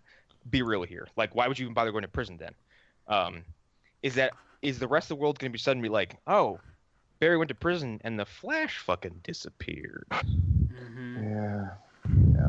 And like that end montage is like the perfect argument for why he should just tell everybody who he is. Yeah. Like the judge's entire argument there about you're the most, what was it? The worst possible person I've ever seen. Criminal, yeah. Yeah, the most unrepentant. That completely undoes that. Which, let's pause for a second. How fucking charmed a life does the judges in in Central City have that Barry Allen and this crime seem like the most heinous thing they've ever dealt with? Well, that and it seems like the judge didn't take any kind of character witness or like character evidence in Barry's behalf into account at all. He just took everything on surface level and was like, oh, you did this because you're a rotten piece of shit who is incapable of remorse, even though you have years of a squeaky clean record and you worked for the police force, and always did a good job and no one's ever had a bad thing to say about you. But fuck you, you rotten criminal scum. Go to prison. Yeah, exactly. Yeah. Stupid. Speaking of stupid looking anyway, oh God. let's get to the, you know what? Let's just, before we talk in depth about this episode, let's just mention how this show in particular seems to have the most laughable looks for several characters on every show. So I don't understand. Like, here's the thing. I don't understand how they consistently do this. Because there's got to be someone who looks at these and goes, "What the fuck are we doing?" Okay, here's the thing. I showed Joe. Okay, Joe from Movie Dumpster has no connection to these shows whatsoever. Right. However, Joe is a special effects dude, and Joe has done makeup, and Joe has done practical effects, and Joe has chopped people's heads off and sprayed people with blood and done all the fucking shebang. He's also a videographer. He's a video editor. He's a video editor. He's a sound editor. He does production shit. I showed him a picture of Brainiac 5, and I showed him a picture of the Mantaluna from This Island Earth, and he laughed his ass off. And then he said, I have no investment in this show at all. He says, however, he's like, but to put that on television, as he thought it was a villain because he just associated Brainiac with, bad guy. Right. He's like, to put that on television as a bad guy, even though, obviously we still don't know what he means. He's like, is fucking offensive. He's like, and inexcusable. Yeah. He's like, that looks like shit. I mean, he's not wrong. So here's the thing. When the still photo came out... That kind of testimony is priceless. When the still photo came out, I was more on that train. I think in motion it works better, but it still looks better. Yeah. He looks like fucking what's his name from Everybody Loves Raymond? Sandberg? No. what's his name? Fuck, I forget. But like, he The looks older bad. brother? Yeah, a little bit. Yeah. Like, Supergirl. Raymond.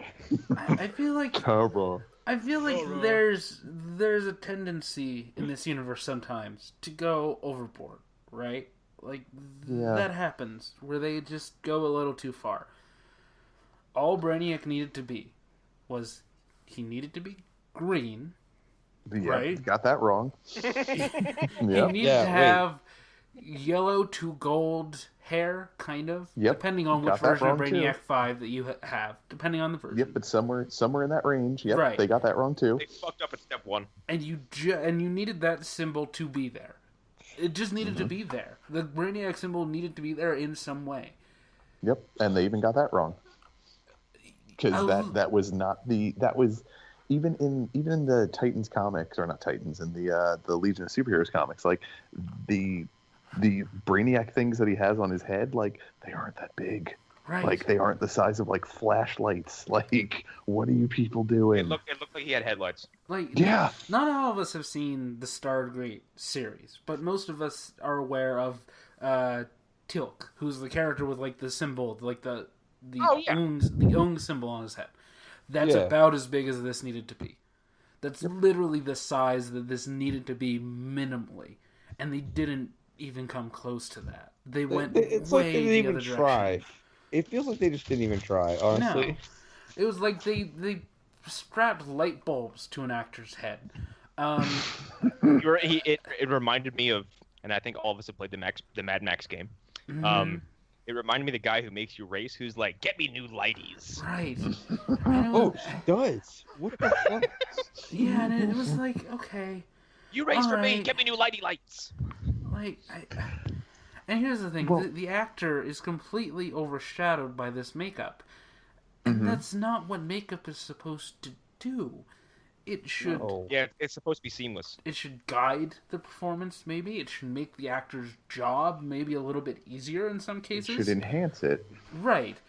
Yeah. It should not completely overwhelm everything else this actor's doing. And this is a good actor, by the way. Anybody who's No, ever he was- seen The American Oh, go Being ahead. Human, this is her brother. They're both like acting kids who have been acting since they were very young, and they're very good at it. He is not bad, but everything about this makeup just is overwhelming, and it takes And- away from him. That was my biggest thing, is that like when Brainiac was on screen, like I was interested in what the actor was saying and Mhm. why he was saying it and why he was doing the certain things he was doing, but the makeup just ruined it all. Like Yeah. I wanted to like the character so much, and I'm just like, this is terrible. I can't look at him. I can't. It's the worst. Yeah. And that was another thing, like you had brought up in the chat something about talking about like we need to mention sets and whatnot a little bit more when we're talking about these shows. Watching this episode, like it made me realize I feel like all of the money they put into Supergirl, with the exception of a few shots here and there, is put into their set design.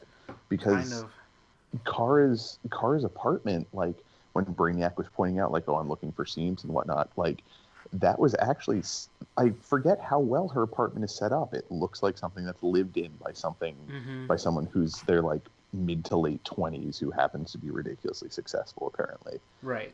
But then all the money they spend on set design is now being funneled out of costumes apparently and makeup, and we saw that with Brainiac, and we saw that with Mon-El's leather jacket, and just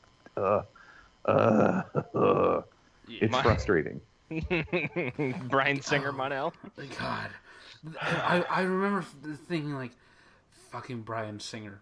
Like, Here's the thing about CW costumes altogether.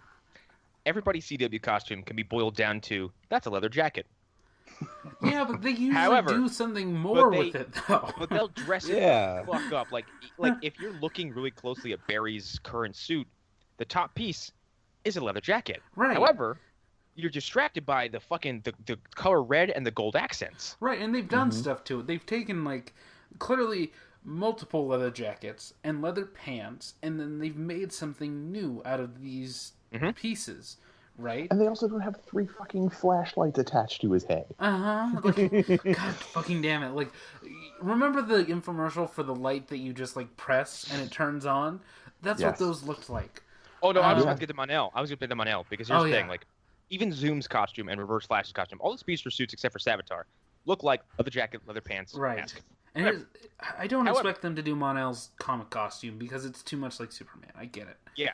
Like, Mon-El's suit literally looks like a leather jacket you can buy on like fucking Etsy. Uh-huh. Yeah. Like, if you wanted to do the Smallville approach, okay, fine. Whatever. The leather Superman symbol, okay. That's better than what they did.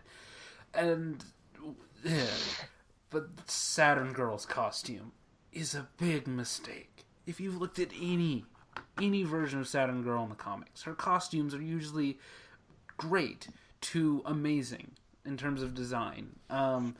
And this was the most boring thing, and she had like this like a wrestling belt.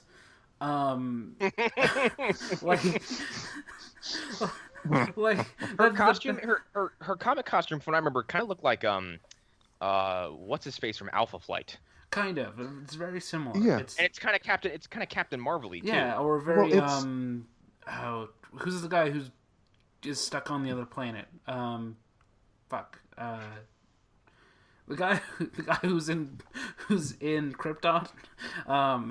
Oh shit. Adam Strange? Adam Yeah, Adam Strange. It's very Adam Strangey in like color Well, pattern. It's like all of the Legionnaires have costumes that have kind of a similar pattern to it. You know, there's some variation on it, but they're all pretty much the same design. And they missed out on being able to do that because they could have changed Mon-El's costume enough to make it look like, okay, well, the Legionnaires all have a similar costume but have a different symbol on it. Also, Yeah. I'm gonna drop a picture in the chat real quick. It's of Supergirl, Saturn Girl. I'm not sure who's in the back. I could forget who that is. And Livewire all together in the same Oh, shot. God. And holy shit, does Livewire look fucking god awful. Well, you know, when you get pulled out of your local store selling candles and Wiccan Bibles, you're gonna look a little bit disheveled. Oh, wow, I just found a fan art of Mon-El's costume, and it looks fucking amazing, kind of. Like, it looks great. And maybe you could do it, but, like, I just don't... like, why? Like, I thought we were over this. Like, It looks like CW. it looks like just like I said, like a fucking leather jacket. yeah. Like... Also, I think it speaks. I think the annoyance with us with Mon-El, with his costume, is exacerbated by our general annoyance with Mon-El. Right, and That was kind of a circular sentence that I worded very poorly. But like, we were already annoyed with him, and now he does this. yeah, Yeah. He does this like it's his fault. and with that He said, wears that stupid fucking jacket. yeah, He's a constant source of botherness. he was good in this episode. I'll say that he's been He was. he's better than he's been since sometime like midway through last season. He also, I think his Yikes. costume. I think his Yikes. costume. Yikes. Oh, you saw the Like- picture. Yeah. All right, well, with the picture you just dropped, Connor, who is the woman next to Livewire? I That don't is know. the woman who gives people their fears.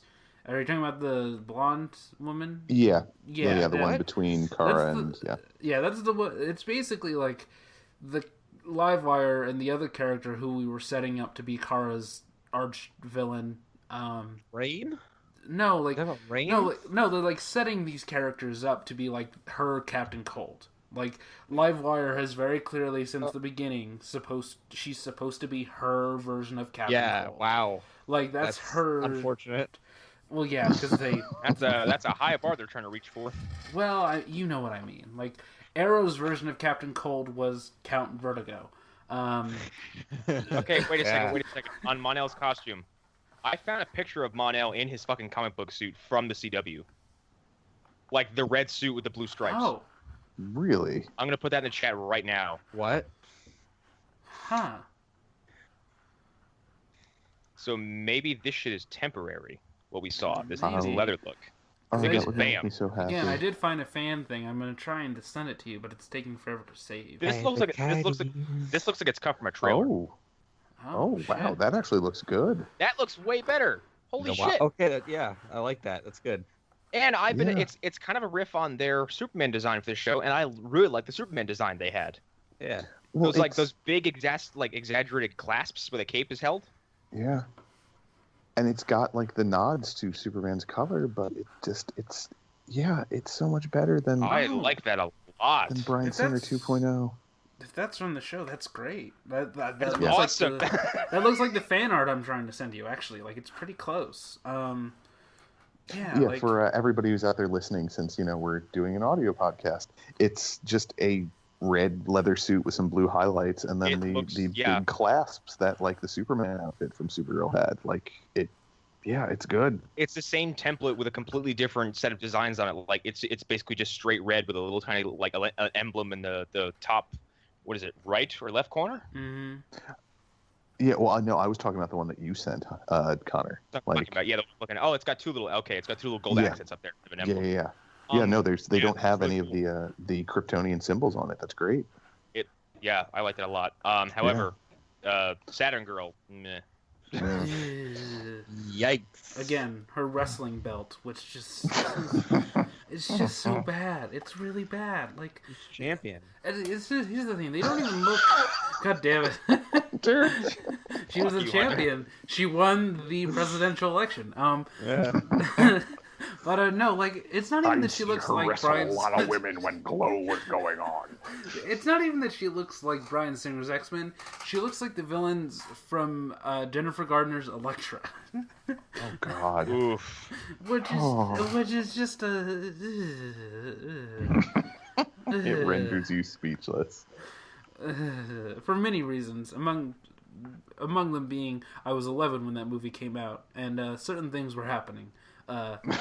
Certain things were occurring. No. Oh no. when I first saw that film. So Okay, yeah. so I'm what the just fuck is this imagining a episode about? little angry 11-year-old Columbo. Yes, God damn it. It's Pretty Columbo damn to close. Just that it's that Adam Sandler movie from Funny People. Yeah. I didn't mean this small. Yeah. What the hell was this episode of Supergirl about? Because I fucking forgot it already. Kara trying to get out of her memory palace. Which, Yeah. Did I even and, watch this? What the and- hell? well, Porn Sauron. Yeah, porn Sauron just was wrecking shop with people. I guess like she was killing like criminals yeah.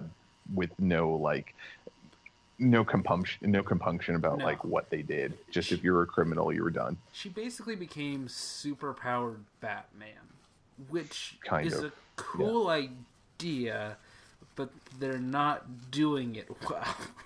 No. They're doing it horribly. Like I will give this episode credit though, because they did give is it Nick Lowe, Rob Lowe's brother? What is the actor's name? The one who yeah, I know who you're the talking Lowe about. brother who is the Kryptonian like acolyte, for lack Yeah. of a better term. They gave his character like a bigger purpose, which I am Mhm. glad that they've continued with his storyline, Yeah. because I've enjoyed all the appearances he's made in the show. All his stuff is solid. I think all Yeah. his stuff has been solid. I did like the DEO setting a trap for porn Sauron. That sequence was really cool, I guess. And I did like John pretending to be Kara. Yes. That was Yes. that was good. Mm-hmm. And I love Melissa Benoist doing an impression of John, which Doing an impression of her. yeah, like it was. Yeah, it was kind of meta. It was pretty great. But like other than that, this episode's pretty meh. Yeah. That's the theme of the week. Like, because Yeah. the fight. Here's the problem with the fight. At the very end, porn Sauron is indiscernible from the other characters when they're fighting. Pretty much. You Pretty can't much. tell who is hitting who. The only time you're sure of something is when Brainiac's ship is shooting at her. The rest of the time, you're not sure who's winning. Well, that's why they had to have them like 50 feet away from each other at all Mhm. times. Like they couldn't have any hand-to-hand fighting going on, other than when John shows up and pulls her underground for a bit. Mm-hmm. Which was cool. That Yes. was cool. But it's like, For one, he should have been in the fight from the very beginning. Yes. Yep. I don't. But anytime they want to show Martian Manhunter in full Martian mode, I'm completely for it. Yeah. So. Indeed. Yeah, that was good. But I don't know. It's an all right episode. Supergirl, I don't know what they're doing. It fluctuates so wildly because there were times before they got to the mid-season break that like Arlen, you and I were championing it, and then there were episodes that it's like, what are they doing here? I'm like, yeah. We never discussed this when it first showed up, but since when is sand the opposite of snow or ice? I'm sorry, what? With the sand fortress, the fortress of shit or crap or whatever. Wherever she is, like, coal. I don't know. I get it. Okay, I do get it. It's a desert. It's hot. Cold ice. Why is her fortress exactly the same though? I get again, Kryptonian design. I understand that, but why would it look exactly the same? Why? Because budgets. Yes, which they blew all in the first half. Look, it's a palette swap. That's I all know. I can say. That's the problem. It's an obvious palette swap. It's obvious that they had it's the Scorpion design. Takara's Sub-Zero. Right. God fucking damn it. Oh God. Well, I want to know how come when Porn Sauron uses her super breath, she looks like she's blowing out pollution. Like she made me think she was a Captain Planet villain. She is Captain Planet villain. Probably, and like no, she's gonna be in a movie called Taking the Two Towers. So. Oh God! Yikes! Jesus Christ! Nope. That's not great. Can't wait for it. God, and like, also like, I don't like that her suit does like the like it scrunches up, like. Yeah. Like when you hear stories from Patrick Stewart on the first season of Star Trek, and he talks about how his suit would scrunch up and how he'd have to pull it down, and you'd see it on screen. That's why he would do that thing. Like, why? We've seen you do a black version of Supergirl's suit recently. Yeah. In recent memory that didn't do that, and it was great. Just take the same suit and change the symbol in the middle. Just change it a little bit. Like, yeah. or keep it. Maybe Rain as a Nazi. We don't know. At this point, I would take that over whatever the hell she's supposed to be at this point. Rain currently looks like something you get at a fucking Halloween store. Also, stop. Yeah, she does. Again, stop with the fucking Sauron mask. Give her spikes.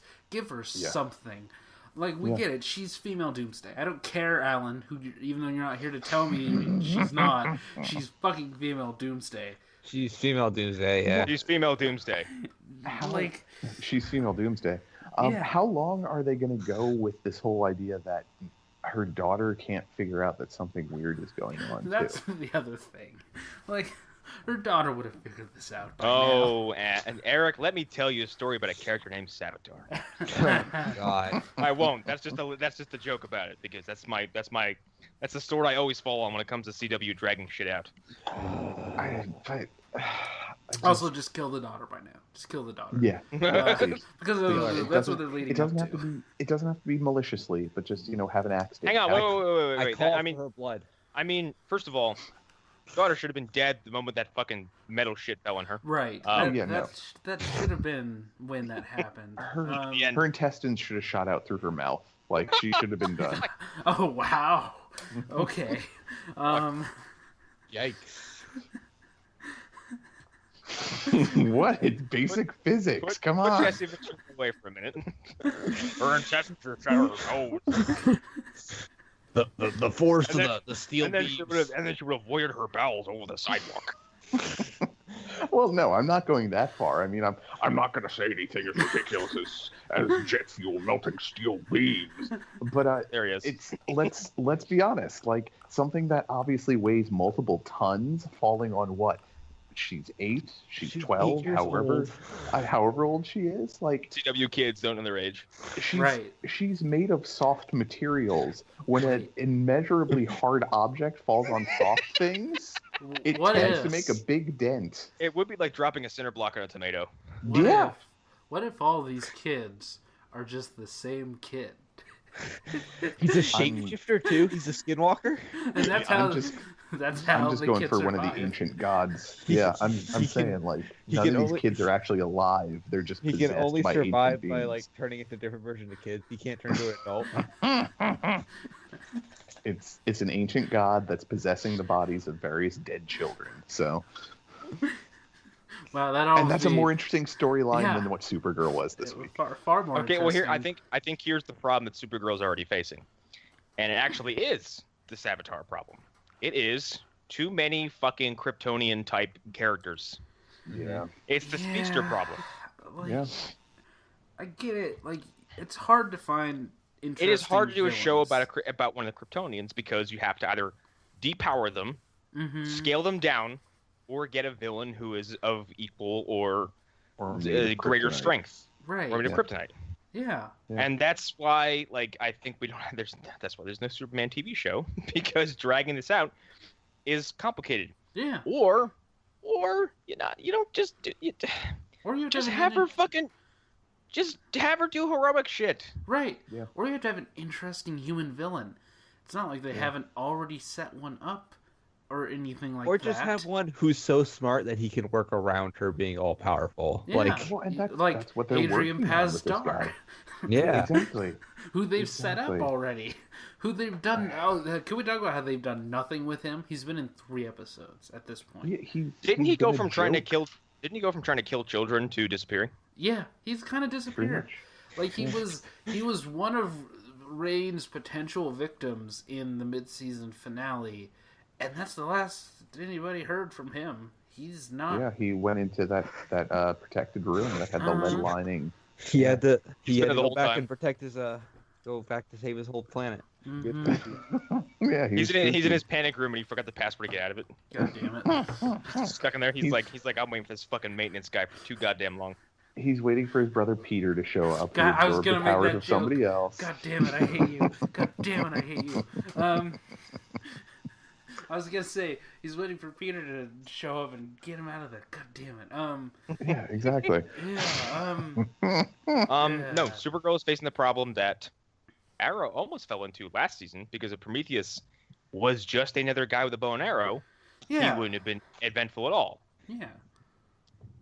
But We just had last season where last season of Supergirl was I feel like halfway through they were like, surprise, the villain is Mon-El's mom. Right, which felt like a last minute decision, and also and And then to up the ante, they had her fight Superman. I feel like their idea for these shows is the final fight should always be between Supergirl and another female, and the I don't know what it's called, the opening fight. I don't know what they call it in wrestling or any other fighting thing with It would be it would be the opening. It would be the lower to mid card. right. The opening card.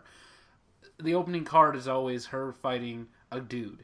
So in the first season, it was her aunt's boyfriend or whatever the fuck his name was, who I can't remember. What a weird fucking show. Her aunt's boyfriend, who is not General Zod.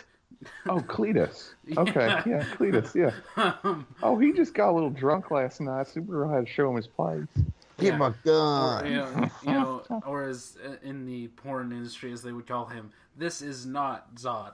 But They would call him Daz. yes, that character. No, fuck that. They would call him Zod, and he would have a better costume and actually acknowledge his history. God damn it. Well, here's I'm the thing. talking about the and 90s version. To but yeah. to lead more to my point of them having to force in these powered up characters like the Kryptonians, they even shoehorned in a Zod cameo last season. Granted, it wasn't real, but he still fucking showed up Right. on screen. Yeah. Yeah. Yeah. It's like you've said multiple times, Connor, and like you're saying now, like Supergirl's biggest problem is it's trying to focus too much on the Supergirl Yes. Kryptonian aspect, and the episodes that have been the best have been the ones that don't deal with One of stuff that only one of- Supergirl can do. One of the best Supergirl episodes is also one of the best episodes of Flash, and it's the musical episode. Yep. Because Yeah. they're not doing anything heroic, it's just fucking fun. Yeah.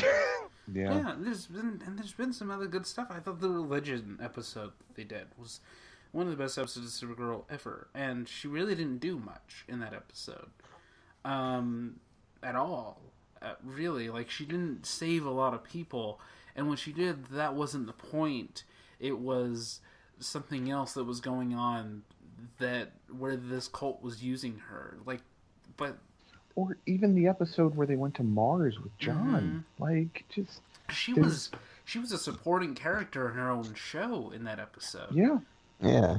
and it worked out great. Yeah, It was great. potentially the best episode of the prior or the before mid-season break, for lack of a better She term. came out of it with one of the best moments of all time, Mhm. which is her coming out to Britney Spears, which is It's Britney, bitch. just right up there with some of the best moments. But like, Yeah. like I don't know. Supergirl needs to get their stuff together because even in season 1, when the show wasn't the best, I was still rooting for it because I wanted it to be good. And Melissa Benoist is so good in this role, and it's just disappointing every time that they don't do it right. Yeah. So yeah, I don't know. And you know she can do as a phenomenal job as we've seen just from Earth X.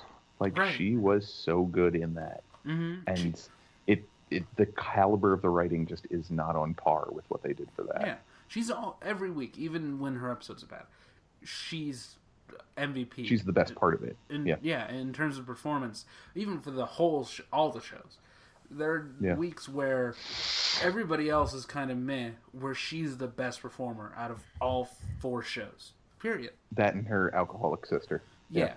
Like there are weeks where she steals the week in terms of performance, but the actual episode is just bad. Hot trash. And it sucks. It really fucking sucks. Yeah. I don't know. I think we can talk about news. Although the first thing is that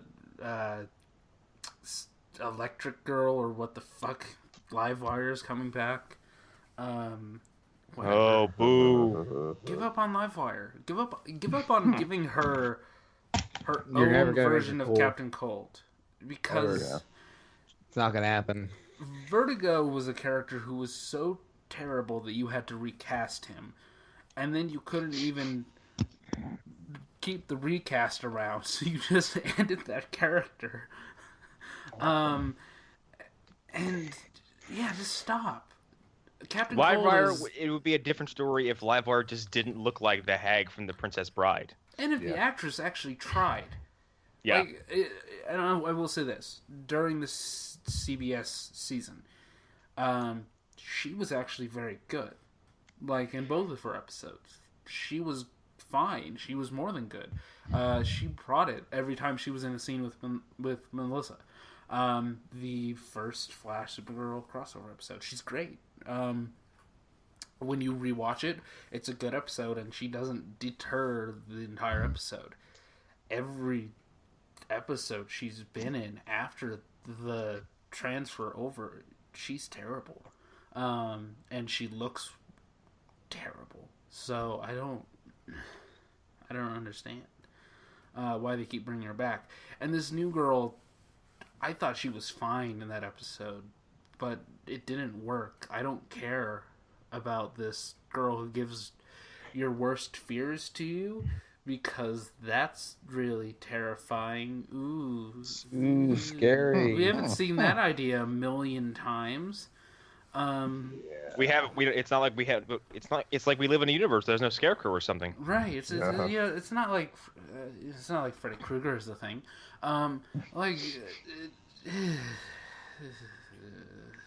I think that kind of sums up our feeling about all of these episodes so far. Yeah, I'm not excited for the next episode at all. No. Hey everybody, we went a little long talking about CW stuff, so this is going to be split into 2 episodes. The second half will be an After Dark, where we talk about a bunch of stuff like, well, DC stuff, animated stuff, and some video game movies. So stay tuned for the next episode.